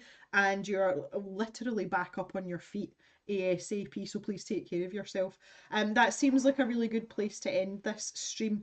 I say Friday night. I will be wiring into the beers on Friday night. So just so you've got advance warning. We have a task on Friday night for those of you that are going to be present. We are going to swatch out the Castle Arts pastel tint pencils as promised. What I would also like to do is call on you all for your opinions, and I would like you to help me pick out some colour palettes for this Christmas card that I've been commissioned to do. So I'm going to pull the colour cubes out. We've talked about these before. For those of you that aren't familiar with them, these are from Sarah Renee Clark, and they are basically a box of prompt cards that have colours that coordinate well together based on a picture, and on the back you have tints and shades of said colour, but you also have the hex codes for them as well, so if you work digitally. But these are brilliant. I use them all the time. I mention them a lot. I do use them, and it's really nice just to sit and flick through them and look at pretty things. They're all numbered as well, which is really helpful. So I thought that the second part of the stream on Friday night, you know, a bit later on, we could whip these out and you guys could maybe help me pick a couple of colour palettes, because the stage that I'm at with the Christmas card commission is I've done the initial sketches and I've done 3 or 4, and the customer is going to pick which view that they like the best. But I would also really like to give them a few sets of colour palettes to choose from, bearing in mind that it's going to be a snow scene, so most of it's white, so the other colours then become quite important. So if you're going to be around on Friday night, I would really like your help with that. I think that'll be a lot of fun, because I say they're just really nice to look through. If you're even remotely interested in art or colours, they're just really pretty. So I thought we could maybe do a wee bit of that on Friday night. And if y'all don't want to help me, then I'll just have to do it myself after we finish the stream. All right, guys, that is it for today. So I want to thank you very much for coming and hanging out. You know, I always really enjoy the Wednesday streams. Even if I'm having a bit of a hectic day, I'm always in a much better mood by the time I finish the stream from when I've started. And it's absolutely lovely to see you all chatting away as well. Even though it's a small group, you're fairly active in the chat, which is nice as well. And as always, we've covered maybe some not so silly topics today, but we've also had some quite serious conversations about gun laws and one thing and another. So I'm glad to see that we're keeping our levels of intellect high as always. So can we have, I was about to say, can we have some other hands for yourselves and for Thea being our mod that's in? And yeah, you're already doing it. Got you well trained, haven't I? All the other hands. I'd also like to thank Marilise for her magnet shelf suggestion, because I am totally into that, and I am absolutely 100% going to speak to Mr. Jim about that tonight. Yeah, all the hands. Underhands for everyone. All right, guys, thank you so much, and hopefully I'll see some of you on Friday as well. So, and enjoy the rest of your Wednesday, whether it's morning, noon, or evening, or somewhere in between. And just take it easy and look after yourselves. See you all later.